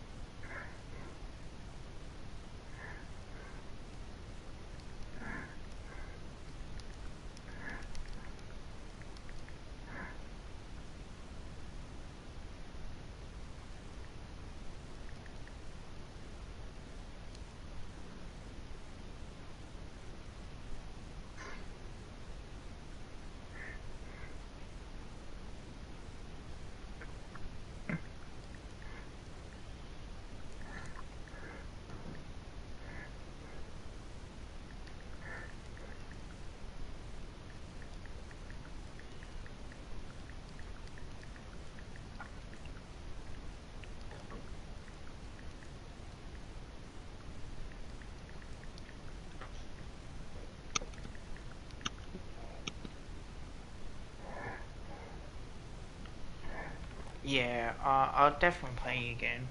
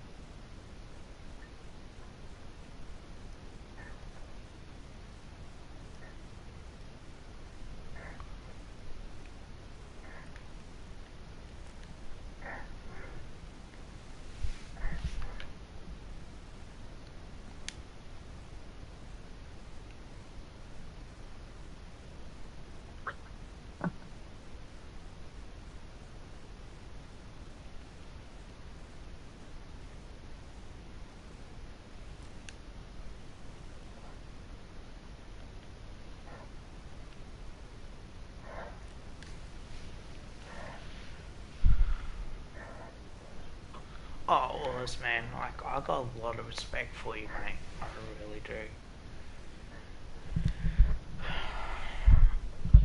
Well, I got a nice comment from someone on Facebook. That I'm a nice guy. No, that's good. As I explained to her, look, I'm not being an asshole about it.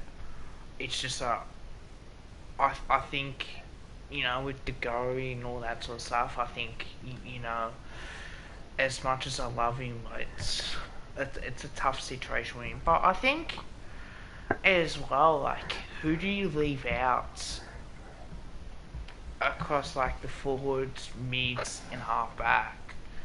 Because we got so much depth, and it's so tough. Mm.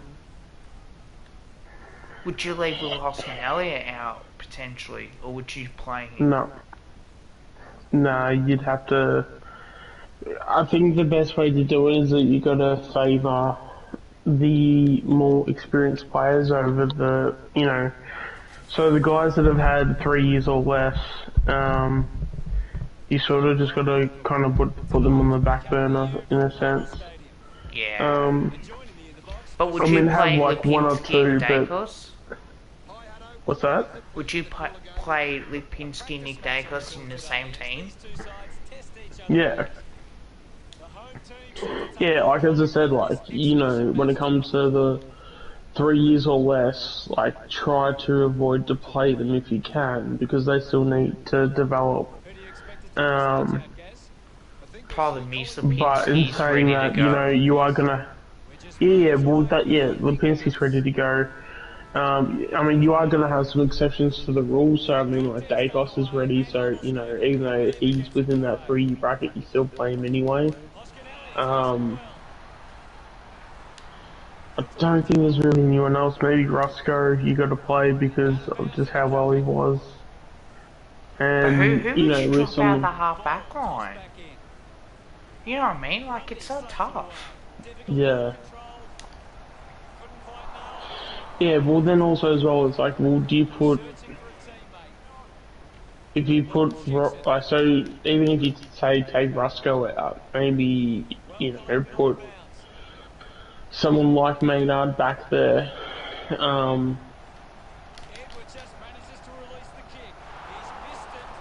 And then you know, and then if you put Rusco in the twos, then I guess that opens up a midfield spot. So maybe Dacos does go in that way, but I was like Josh Dacos because I know for me, I had Josh Dacos on my bench. In the AFL or VFL? AFL. Yeah. But I think he might play anyway. It's just that it does depend on form. And I know that, you know, I'm talking, probably talking out my ass a little bit. And like, oh, yeah, start again. It's just like, well, mate, I'm telling you, like, we got, like, at least if you do one yourself, like, I think Collingwood, I think Collingwood are going to aim high on the ladder this year because we're not as bad as what people think we are. Like, still Starboard. yeah, like people think that like us finishing 17th is like, you know, that's who we are. Like, but no, that's the exception to the rule. Like, we haven't been this bad since 2005 or 2006, whenever that season was. So yes, we've had years where we've been like 13th, but 13th gets you the 6th pick. I mean, it's not like you're inside of, like, it's not like you have a top 5 pick every year, sort of thing. Like, and then some of those years we've actually, you know, even in that time since 2006, we've actually like won a grand final, played in a grand final, played in multiple prelims. Like, yeah, to we just say that, like, I cannot give, you know, a team like Collingwood a chance when they've had such a good track record. But then have Carlton supporters think that they're going to make the 8, and it's like, you guys haven't done shit for the last decade. Like, how are you guys gonna make the 8? Because I mean, what have you done in the last 10 years that's just all of a sudden going to push you into the 8? Nothing. I mean, like in terms of getting Hewitt and Chera, it's made them better, Put a second goal on the board. but But not that doesn't better rank. to where they're going to be playing finals. No, and I think Grundy got the tap. Dacos clears the congestion. because you don't have a timeline, like you don't say, oh look, we Going. like we want to be playing finals, and I say, look, as a club we want to be playing finals, but I think, he said it might take a little bit more time as well, to get that, up there and playing finals. But I think because you got a 5-year gap for success. Just got the hands in the back there. Yeah. And I think the same for us. I think if we won the premiership in 2018, Going for goal number 1. which you said that we should have won more, Minutes of the quarter. I would think that. Deep breaths before this important. What's that? Sorry. If we won 2018 and we had the year that we've had now, do you think we should have won more? Or would you say, The umpire set the nah, to restart I the think game. 2018, Ball gets cut off. that was it? Equalised from the first quarter, Gas. The home team started well. Now Um, it's time to do it for 4 quarters. Both sides will want to work it's interesting because like 19 opening turn. was a year where we definitely deserved to be in the grand final, but we didn't. I think if we had someone like Fly, he would have been the difference, and his coaching would have put us in the grand final. The ball goes over the line. Anything standing out at the moment for you, Gas? I just think that there's just so many things at play that we've changed or improved. The contest. Yeah. Like, I just don't, Picks it up. like, Throws the handball away. I'm being realistic in terms of my expectations, so like, if we have a year where just shit hits the fan again, like, but in terms of the talent, I don't see us, I mean, I don't know how many people watching, 3 people, but like, I look at this list and I think to myself, are we going to win more games than lose? Yes. And I just feel like even if it's no, it's not like it's like we're gonna lose. Like it's not like every 3 games we'll win 1 and lose 2 sort of thing. Like I just don't see that happening. So if it's if we come out and let's just say what's it, 22 games, let's just say we win say 10 games. Yeah. 10 games, lose 12. That puts us about 10th. Yeah. So, Chance to reload the attack now. The home team for allowing too many marks inside the opposition forward 50. but then like even then like let's have a look at the ladder. And I'm probably gonna get a whole bunch of shit for this, and people think I'm gonna be wrong. But oh well, let's go. Alright, so we got North Melbourne finishing 18th. Are we better than North Melbourne? I think Yes. so. Alright, so obviously we're 17th, but okay, Gold Coast finished 16th. Are we better than Gold Coast? Yeah. Oh, for sure we are. Okay, so 15th. Are we better than Adelaide? The kick goes out on the full Yeah? side bottom. 14th. Are we better than Hawthorn? We should be. Okay. 13th. Are we better than Carlton? Yes. Far yes. Alright, 12th. Are we better than Richmond? Gets onto a massive kick. Fills the mark. Grundy There. gets the congestion. Yes and no, because we matched up pretty well against them. Clean pickup by Billera. Okay, so now 11th. Are we better than Fremantle? Takes off. No. Gets a quick kick away. Ball gets cut off. Had the pressure And bearing. I said that On the half volley. within Ball mopped up. a Yeah, good but that's reason. more of a bogey thing than a are they better than us from a talent point of view? I think we do have the talent compared to what Fremantle do, but I think they play better as a team, sort of type thing. You know what? I actually reckon this might be a thing where I don't know. maybe the reason why we like how they've had the wood on us lately is probably because of Buckley's coaching. Would you think that would be a fair statement? So Fly comes in, makes all the decisions he does on game day. Do you think when it comes down to moments where things need to happen or don't need to happen or, whatever, do you think that that's the difference and we can actually overcome this, like our bogey team basically? Yeah, I think if we can take care, because I think there's a couple games like against Giants as well, that if we change a few things, then at least that way it would be better. And we could potentially win more games of football, but I think the facts are, it's like, yes, we're better than Hawthorn, but we should be. Like, if we're not beating Hawthorn, if we're not better than Hawthorn where they're at now, like,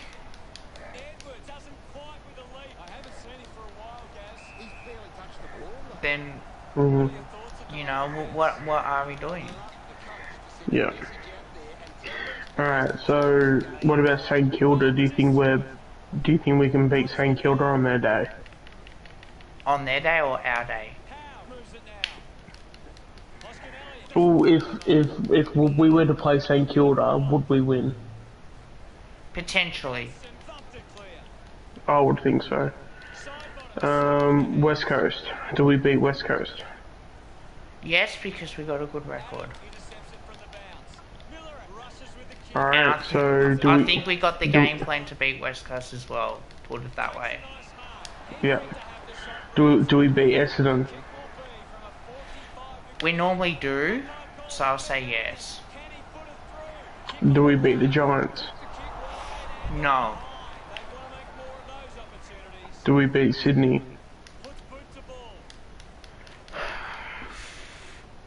I say yes. With the Giants as well, they're a bogey team, so again, like, we haven't beaten them since 2018. So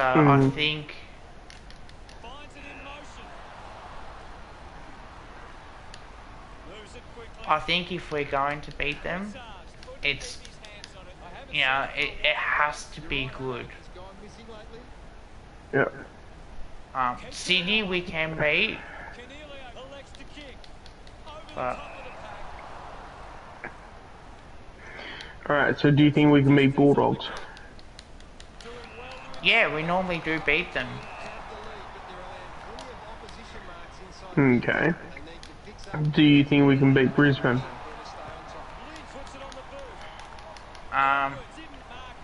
Yeah, potentially.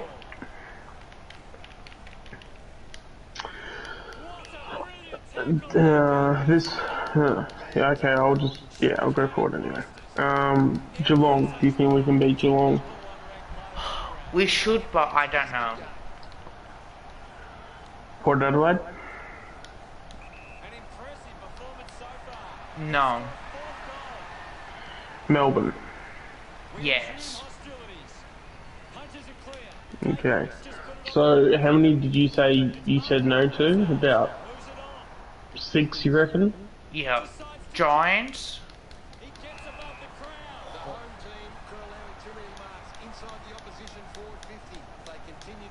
Nah, but we're only going for a mini rebuild. It's not like if it's a 5-year rebuild. So we've gone out, and because we've got 5 years, we're going to try and attack this as well. Yeah, of course we can beat the Dogs, but Brisbane are a better team. Yeah.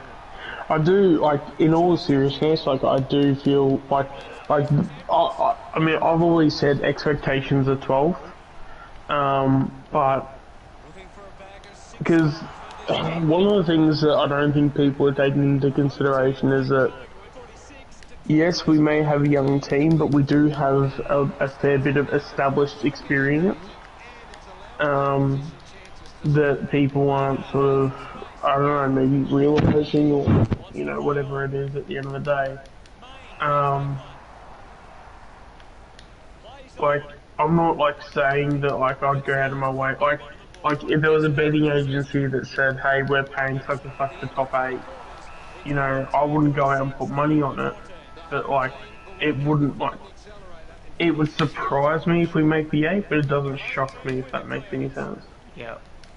Because if everything goes right, like we can definitely finish seventh or eighth and like sneak into those like last two spots.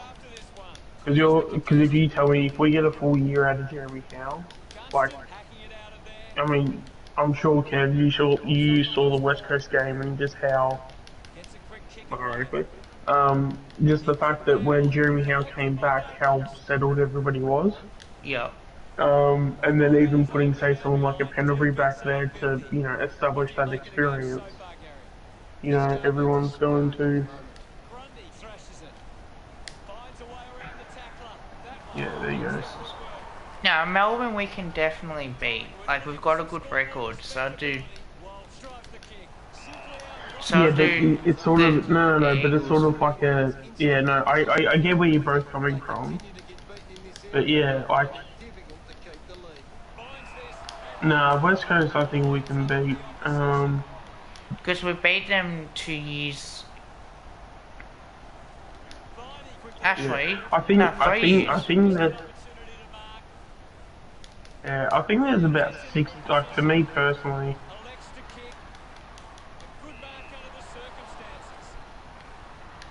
Oh, hi, Graz. Yeah, so in terms of Melbourne, like, I mean, yeah, I would never go into a game where we would play Melbourne now and expect to beat Melbourne. Like, I don't think that's, you know, realistic at all. Like, if I go from top to bottom, which might be better, like, yeah, I don't see us, in terms of, like, saying that we're going to win certain games, like, it's definitely not Melbourne. Especially with how Port have been over the last, like, 12 months, definitely not Port. Geelong, we could, like, sometimes we just have a knack where we can sneak in a Geelong win, but I would still cross that as no. Brisbane, no. Bulldogs, especially with how they've been in the last 12 months, I'd say no. Swans is like fairly interesting because they're a very young side and they're sort of like, they're very similar to us, so well, I would probably still say no, but like, it wouldn't surprise me, but Giants, yeah, no, Giant, I think especially the fact that because they have the wood on us, I'd probably say probably not. The only teams that we really got the wood on is Melbourne, West Coast, Richmond, Carlton.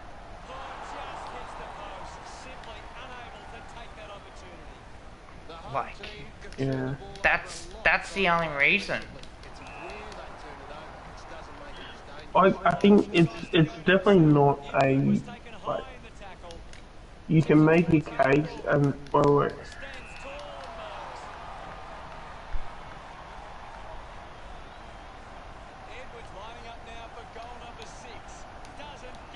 yeah, we have had the wood over Richmond over multiple years.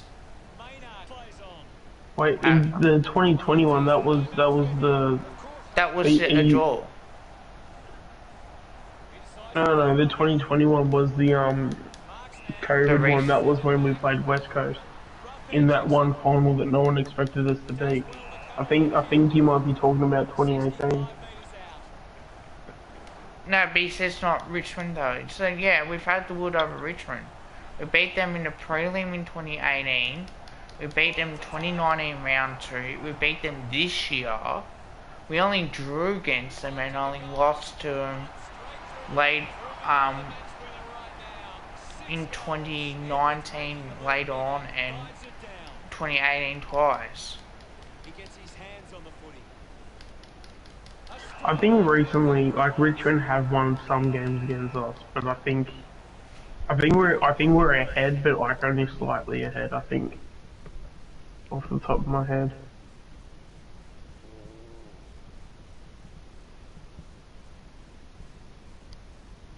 Like even if you look at what I was since 2018, it's been what like 4 years.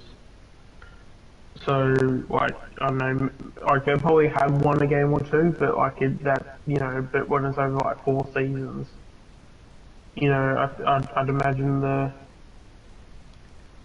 I'd imagine we would at least have what like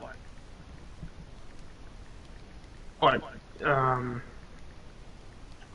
it'd at least be at like 75%, which would like put us in front.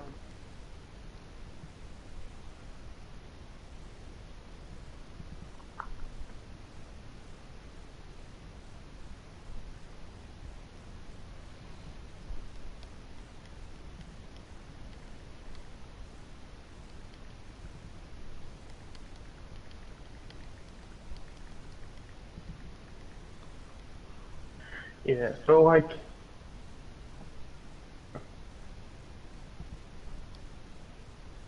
But yeah, like I just in terms of some of the talent that we have, I mean just the whole mix of talent, experience, even like raw, like youth, like the youth that's coming through as well too. Um, I'm not gonna say like obviously I'd never say that it's like the best in the competition because if you're saying that then you gotta at Thanks, least make mate. top Appreciate four. that. But yeah, I think as I said, I think we could finish around like 12. Like the expectations would be 12. Because I do see us. Because I think the one thing that probably makes me confident is the fact that with Fly's coaching, some of the games, at least like this season that had just gone, I feel like some of the games that we lost were due to Buckley's inability to actually coach and to make that play to to get us that win. So when you actually have Fly, as much as people maybe may not know Fly's background when it comes to being a coach, but I mean you can't really have a better resume than what Fly has going into being a coach for the first time. So yeah, and as I said, like I'm not expecting finals at all, but I wouldn't. It wouldn't shock me, but Where it did would you say surprise we me finish? if we make the eight.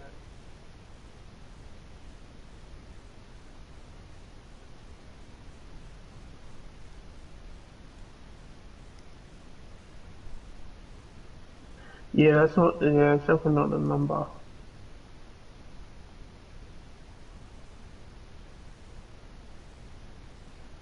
It's not a number.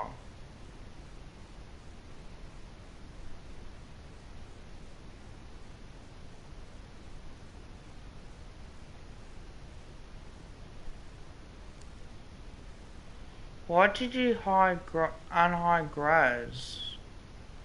And it was a fake account. Was that the Graz that was the fake account? Yes.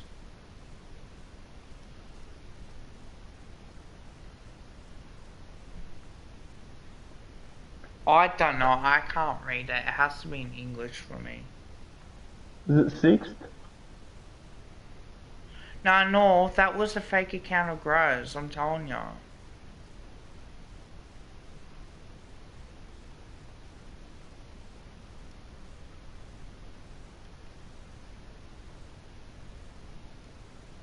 I think he's trying to say maybe sixth. Oh, potentially. Okay, no, fair enough. Someone says I know fuck all about Jordan DeGory, and that person knows it for a fact. And I go, yeah, I know what's going on, and I know that for a fact.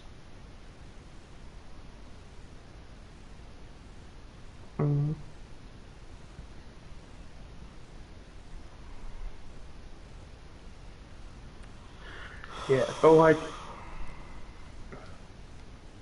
and I think that's where we're at. Is that expectations are for them to finish 12th? Because I don't know. I don't think you can have guys like, you know, with the talent that we have. Like, I just don't see us finishing lower than 12th. No, I think 12th. Unless if we have another year like last year where we just had too many injuries to too many important players like Jeremy Howe, Darcy Moore, like all those guys. Ooh, 2 likes. But even then, like I think when it comes to like the season itself, I just think having Fly as a coach, like he's very much a I don't know. I just get this feeling like he's that sort of glue to make everybody stick together, if that makes any sense. Yeah, I think that too. So, like when you have the games that we had in that, especially in the first half of the year, in some of those games, like I think our season would have looked a lot different.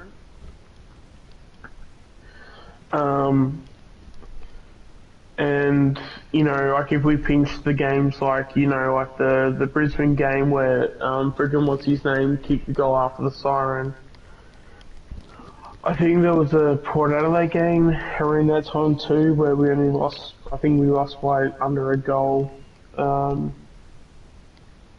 Like a lot of those games, we were actually up, at the start of the fourth quarter. But teams that would just come back and kick 4 or 5 goals or however many goals they would kick. Hey, Pommy. And we would always just, let the lead go. And I think that is a part of, because at that point when we were losing those games, we didn't have the excuses of, but we're playing kids. Because we just weren't playing kids. So I think potentially that could have been an issue where that's probably an issue where that's a coaching issue or at least a leadership from a leadership point of view. I mean, we did. I think around that time when we were playing Brisbane, Port Adelaide, and all those things, I think Howe was injured at that time. And I know Darcy Moore was playing, but yeah, there was just a lot of. I think if we have a lot of variables go in certain directions, then I do think we actually have a different season than what we actually had. Like we don't have guys like Callum and Tyler Brown both have shoulder surgeries. And having season-ending shoulder surgeries that you normally get at the end of the year, a couple of weeks after the bye round. And then with that happening, then that, forces you to then play the young kids, and then you start to lose games, and then you start to lose games that you were probably supposed to win that would then get you up the ladder as well too, so... I definitely don't see us finishing 17th. I think we will. I think if we can finish 12th and I think Carlton 13, I reckon that would be a decent result considering that new coach, new game plan. You're not going to be better straight away. It might take time, but I think... Yeah, but still, like, there's a good balance still there, though. Like, a lot of the teams that go into finals, they have a good mix between, youth and experience. And if you look at some of our senior guys that have that experience, and then you look at the younger guys that we could potentially have in the team, there's actually a very good... in terms of the senior guys, we don't have a lot of, like, quote-unquote senior guys. you know, maybe that's something you could probably criticise, but because we are definitely a lot more younger than we are probably older. Um, Yeah. but at the same time, like, yeah, I think because we have a coach that will probably go through all these things and will tweak things and adjust things, like, it'll definitely make a difference because we've got someone that's, you know, that's done the time, you know, that's been under the wings of guys like Malthouse, oh sorry, the Lee Matthews, Malthouse, Alistair Clarkson, and then also, you know, Damien Hardwick. So, you know, I'd imagine if Craig McRae does have, you know, quote unquote, this like book of ideas, you know, if he melds it all together and then he gives his own flavour of it, like, there's nothing that you can really say that can like make me just stop thinking that, like, you know, he's gonna find a way to make it work, and regardless of what it is, you know, he'll still find a way, if that makes any sense. Yeah. So, Pommy, if you're still in there, do you think De Goey's gonna play for Collingwood next year, or you think we're gonna get, or you think he's gone? Love to know what your thoughts on that.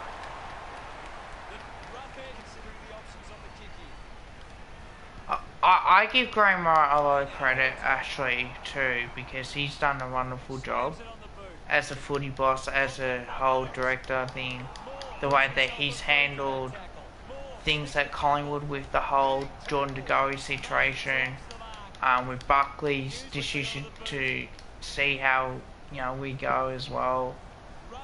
I like that from Graham Wright, and I think he's one of the best in the business, and I think that he will give us the success that we'll get, because for him to say, look, we are worried about Jordan De Goey's behaviour, and the fact is that a not guilty verdict may not save him, I think that just shows, well, mate, you are concerned for his behaviour because he gets himself in these sort of situations. And like as you know, I'm not a hater of Jordan De Goey. You know, I love Geordie a lot, but just because I've been watching a lot of American video crimes that's been happening, mate, I know that they take that shit seriously. The way with Michael Jackson and how that case happened, like, all these years ago when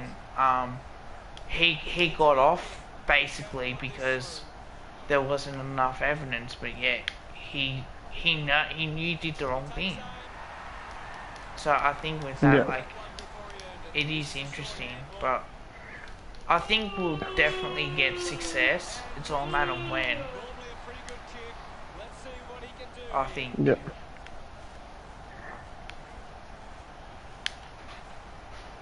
And that's why I think some of our fans need to really pull their heads in as well.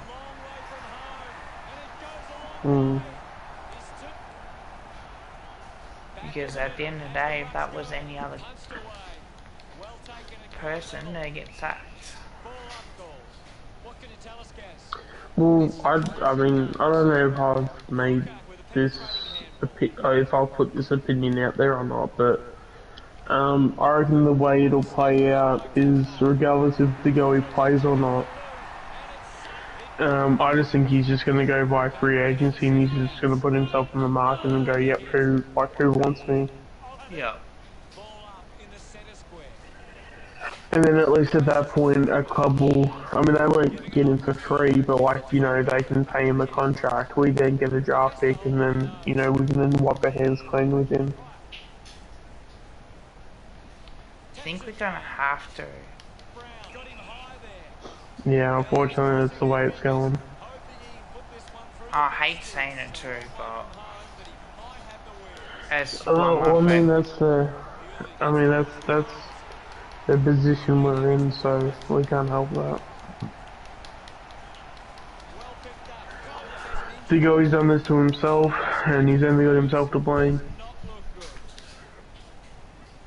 Yeah, well, that's The yeah, dumbest thing about the what's it called, the most annoying part about it all is that like he's still going to continue his footy, and he's still probably going to be playing footy, but he'll just be doing it for from someone else. But then again, I mean, as long as we get a top 10 pick, I mean, I couldn't give two shits where he goes. You know, I think that if he's going to go by free agency, I would imagine we will probably get a top 10 pick. oh for sure. And then when it calculates how much money, because yeah, it calculates how much money you've put into his contracts. His age comes into it too. There's a whole bunch of things that come into it, and because the guy would, you know, rank pretty high on all those things, I would imagine that, I mean, it would definitely be a first round, and I would imagine that it would at least be, because I mean, if James Frawley can freaking get a pick 2, can get compensation of like freaking pick 2, well then yeah, Digo should get 2 first rounders if that's the case.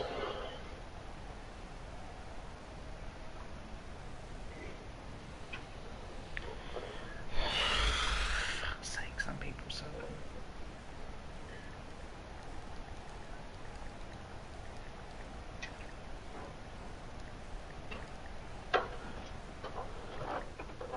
Let's check out the stats.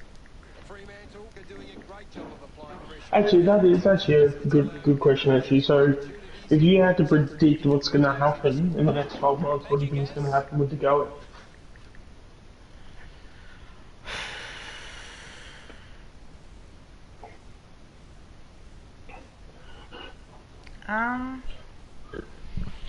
I don't think he'll be at Collingwood. If he does, I hope he pulls his head in, but the only concern is, like, he keeps misbehaving. Yeah, but that's the thing. I personally, for me, I think he's going to leave. But he's got. It sounds ironic because obviously because he fell over the team. I think he might try and do like a Ben Simmons, ironically, where I reckon he's going to pull the you were good to me, so therefore I'm gonna be the bad person in this what's it called? In this business relationship, I'm gonna be the bad one in this, but I'm gonna only be bad because you have made me bad. And in actuality, he just needs to pull his head out of his ass. Oh, but that's the thing, like, doing the best 22, even if I didn't, and I know one person, a couple people say, I don't know what I'm don't know what I'm doing. It's like, that's a lot of shit, you know it. It's just that, even if I didn't put Digo in there, what happens if he's injured? He was injured this year. Yeah, if Digo doesn't play, Finlay McRae plays. That's the answer. Yeah. So, there's no issue. It's gonna suck because our team's gonna get less experience and less. How like, many did he miss? Making finals. Huh? What's that? How many games did Digo miss? Last year. This year, yeah. Oh, so yeah, sorry, season just gone.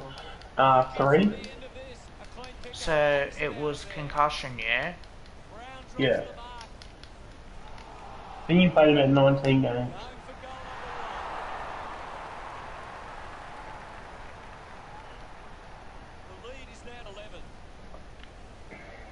But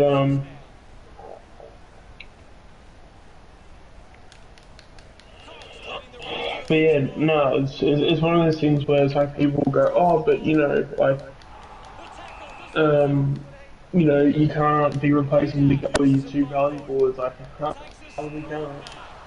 Yes, you can. Like as I said, like if the goalie goes, There's only one thing that changes, and it's going out Finlay McRae in. And Finlay McRae is going to be just as good as his brother. So, the only difference is that we're just going to, instead of finishing, say somewhere around, 6th to about 12th, we're going to finish around maybe, 8th to about 14th. And with a young team that isn't expected to make finals or to win a final, like over 1 year, like yeah, like we can sacrifice that. That's fine. Do you think we would be 12th if we had to go playing or not? I Oh, think if we had, potentially. I think to get. Oh man, this is going to be a bit of a controversial statement. I think if we had to go in, we make finals. Yeah. I reckon about that 12th to just making the 8. But I Yeah. think that would mean, like, hopefully he's got no injuries and he's got no concerns as well, because, like, he's been training really hard, I get that. And I'm glad he is. But my frustration on DeGoey is the off-field stuff. And it makes me think whether or not he actually did do it. Because people are going to be saying,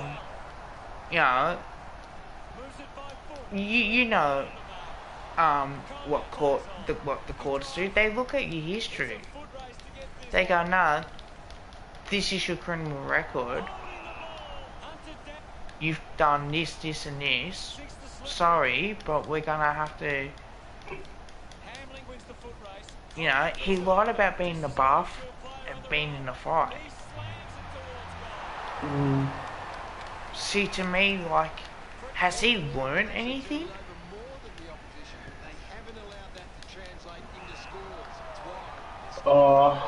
I mean that's hard for me to say because I think that's I guess on the belly if he has learned anything or not. But the only thing I'll say is that like the timing of it was just shit house. Like it was about 3 months prior. He just got off sexual assault charges and then 3 months later just went back into it. Like, if that's not offensive to anybody that's made an effort to help make him. his life better, then I don't know what is. Because we helped him out too. Yeah. Because he repays us on the field, but he doesn't repay us off the field. And people tend to think, he's allowed to have a few Yeah, but drinks. it was only that back. It was only the second half of the year of the season just gone. Like that's why we were so hyped for him because it's like shit. If he can do that all year, yeah, he might have a brand around his neck. Like, because like his second half of the year was fantastic. Like he was probably averaging like easily 30 disposals. Yeah. And then all he has to do is get 30 disposals and have 2 goals. That's And why. yeah. That's why I think And as well with talent it doesn't always mean anything.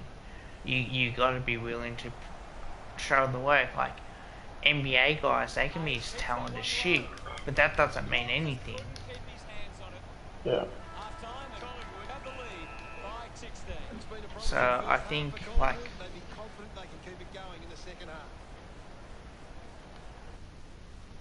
Time to see if there's anything interesting in the stats.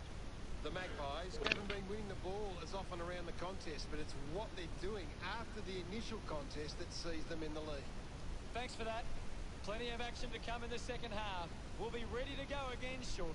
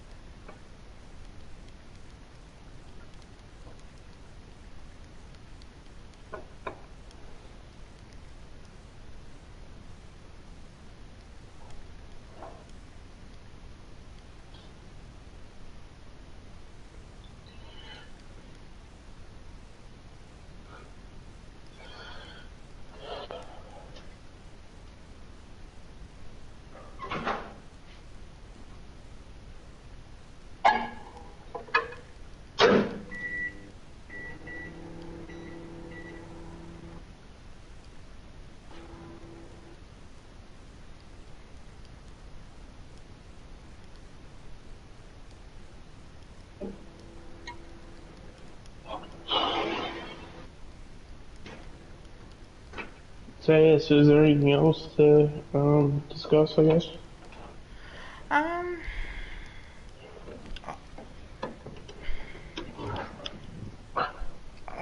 cause I got asked, so you reckon it was that we sack him and get nothing, or walk him for another club for nothing due to due diligence we gave him on at least for 12 months and turn around. Oh, I think he'll stay for 12 months and then leave, but as I said, I want DeGoey to play like he did in the second half of the season, play like that every week. And I love him, I really do, but I'm frustrated that he only got off the charges when it was dropped, and it happened again. And the crimes that have happened, like over 40 years that have been unsolved, that they finally solved it. So I want him to perform well. I really do. Prove me wrong. But it's what he does on the off field. It's what he does from now on. And I'm going to make sure when I put him into my best 22 that he has 30 disposals a game and kicking a couple goals. Because what's the criticism that he copped early this year? He was unfit, yeah? Yeah. And the fact is, he's overhyped. We're set to go at the start of the And third quarter. was Jake Stringer like that with Essendon when he got a few years? Hill controlled it well off. Yeah, he was. So there's certain players that you don't Henry doesn't take give long-term contracts for because anything at the moment. they're not going to show their hard work. Game of football. And Jake Stringer has turned that around. So, I think he will be in the best 22, but he's got to start performing well. And he's got to start being consistent. And once he's consistent, I think he can be a Brownlow medalist. Like, I really do. I think you think the same thing, yeah? You and I. Yeah, potentially, if he can do what he did in the back half of the year and do it all year, I mean, if he's gonna average 30 touches, but then put on 2 goals a game, who's stopping him? Nobody. Like who's Nobody. taking the Brownlow away from him? Nobody. That's right. Just can't seem to get into the game. But I'm allowed to love a player, right? And have my frustrations with him, yeah? Yeah. Like, if my sources are telling me that it's been reported that, he paid off apparently that he paid the woman off to drop the charges, like, wow, that's shocking. And I'm surprised, like, the media haven't jumped onto it, because how many rumours that you hear, right? And remember the Jay King situation? Yeah. When he had a family friend, but it was a criminal. They weren't happy with him for that. You think Richmond fans are going to say, oh no, Jay King can do whatever he wants? Yeah, no, like an AFL team can say, no, you can't hang out with that person. Same thing with Jordan De Goey. Like, if Collingwood told him, mate, we want you, but you have to change your life around, and you have to show us that you can play. Get rid of the mates that's causing you to be in this situation. And potentially, you might see a better person. You agree with that? Yeah. If I don't perform well at work, and I keep getting told, no, look Kev, you have to pull your head in, and I don't, what's going to happen? I'm going to get sacked, am I? Yep. If I keep stuffing up off field, if I keep getting injured, if I keep, hurting myself, I'm just hurting my work colleagues. I'm really am. So, I think I know more than what people tend to think. And they'll go, oh, okay, really? So yeah, and like, Americans big, like, have you heard about, at the moment, like, there's a new variant, apparently, I think it's in South Africa or something. There's a new variant of COVID that's here. Adams moves it now. Does well to cut off the So yeah, like that's gonna be fun Tucks into itself. the pocket. Wilson got under it. Rushes with the kick. But the club is being concerned. Akers slick with the hands. Grundy looks hurt.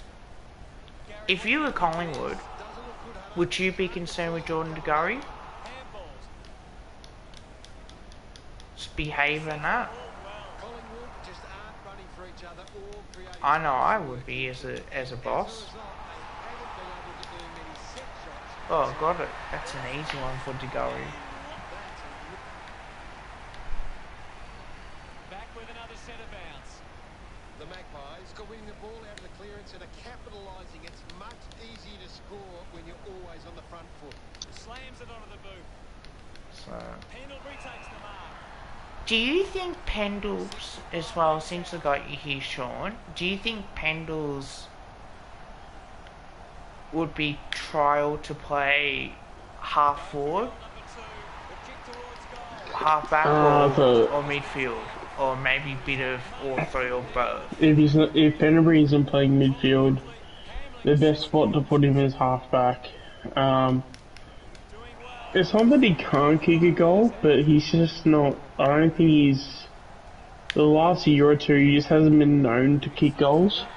But obviously, you know, he's never lost his ability to, you know, kick the ball and to, you know, not miss a target. So, Is it his goal kicking routine potentially? Ace manufactures a handball. Because he's better on the run than he is a set shot, yeah. Gets it out of congestion.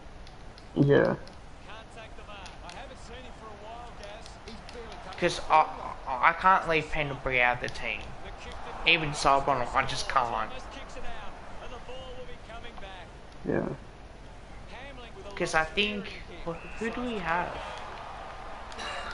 Will Kelly, yeah? Is he a good kick normally? Seen him for a while, Gaz. He needs to find a way into this. What's that, sorry? Quick hand. Will Kelly, is he a good kick for goal? Akers is uncontested.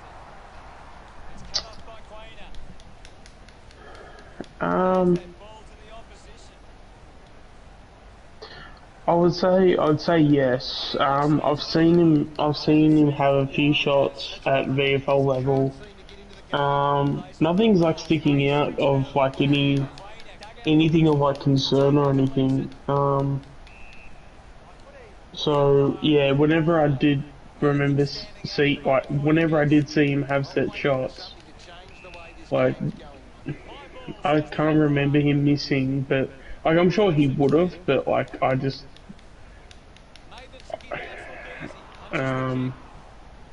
Because where do you play in the VFL? Forward or back?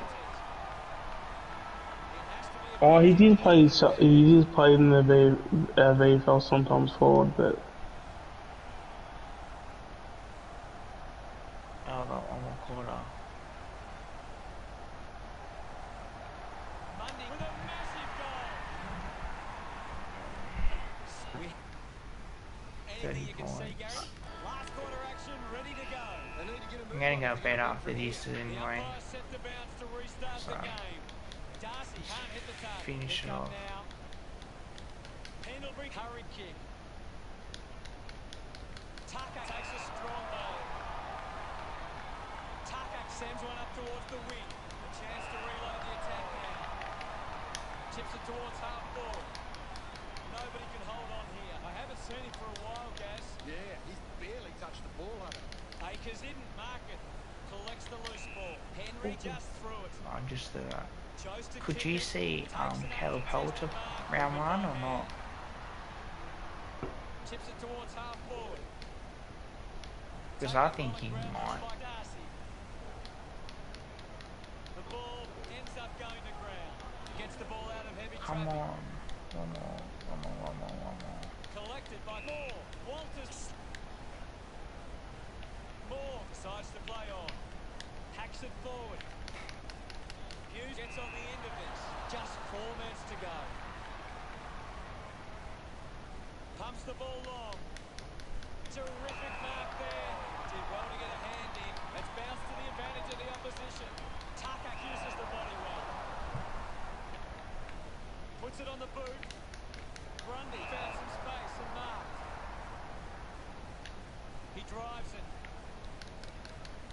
take the mark. Needs a bit of a rest.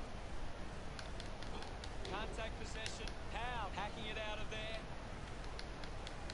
Winning the ball in the air was Hamlin. Out on the full. Myercheck drives the kick. Finds the loose ball. Elliott missed an opportunity to mark. I haven't seen him for a while, Gaz. Maybe the coach needs to get on the phone to him and give him some instructions. Penetrating handball. Demand dug it out. We'll get a stoppage. What can you tell us at this stage, Gary?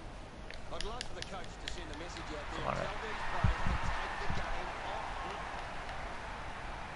The game is back underway. Punches are clear. Hill takes it well. Does well to get it out. Quickly onto the boot. Collier failing to get near it, Gaz. Well, he hasn't had the impact we were expecting. Ryan will be upset with that. I haven't seen him for a while, Gaz. You're right, Hutto. He's gone missing lately. Kicks the ball deep. Cleanly picked up. Howe clears the congestion.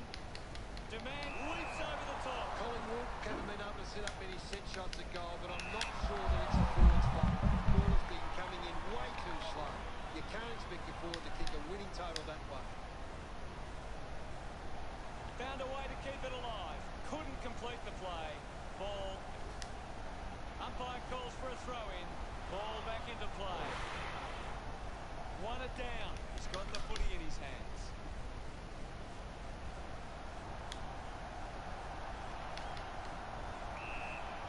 Now it's a ball. Guides it down. De Goey gets the loose ball. Kicks hurriedly.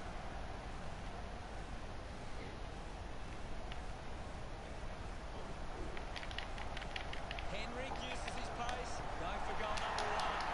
Ends up marking Upton 20 metres from home. Main winding up now, directly in front.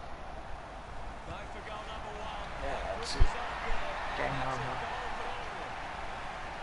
Congratulated by his teammates. Collingwood.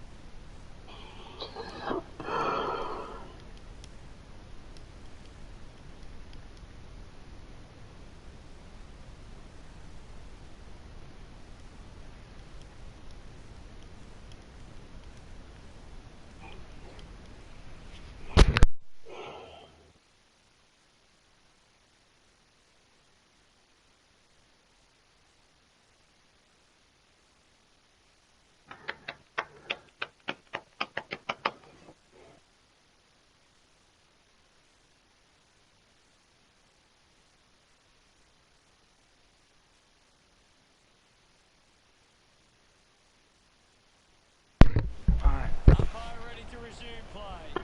One down by Darcy. Puts on a big hit. Clears the Let's see. congestion. Coming. The ball ends up with Anfield. 50 metres from home. Move it on. Going for goal number one. Missed. Behind. Unable to capitalise on that opportunity. Collingwood have actually turned it over more than the opposition, but they haven't allowed that to translate into scores. It's why they're still in front. Umpire calls for a boundary throw. It's just a bit lacklustre out there for my liking. Myercheck won the hit out. Brings it out of the pack. Marks it on the move. Channels a long kick.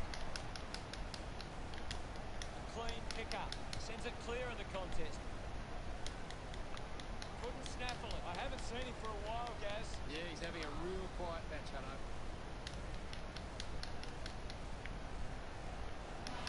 The ball bubbling around.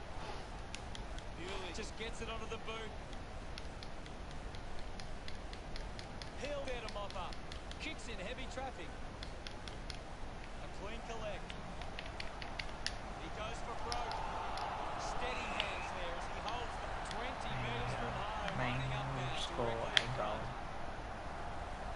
Looking to kick goal number 2.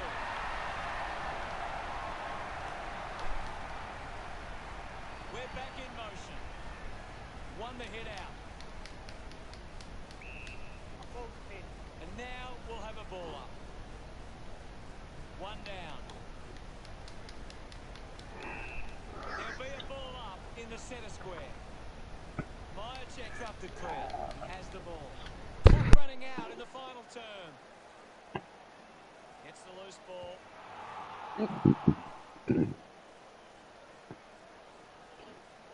Banfield uses it by foot. Alright. Not the most exciting match, but the fans of the winning side will feel pretty good right about now. Gary, any final thoughts? They just kept ticking along all day and walk out pretty healthy winners.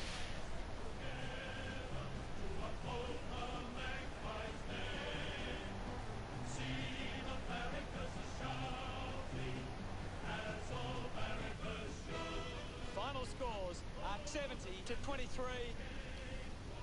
On behalf of Gary Lyon, thank you for joining us. We'll see you again soon.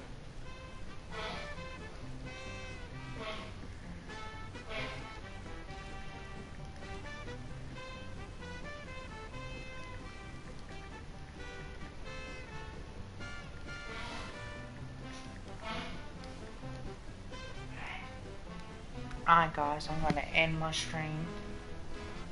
4 hours, I'm gonna go to bed. Thank you for guys who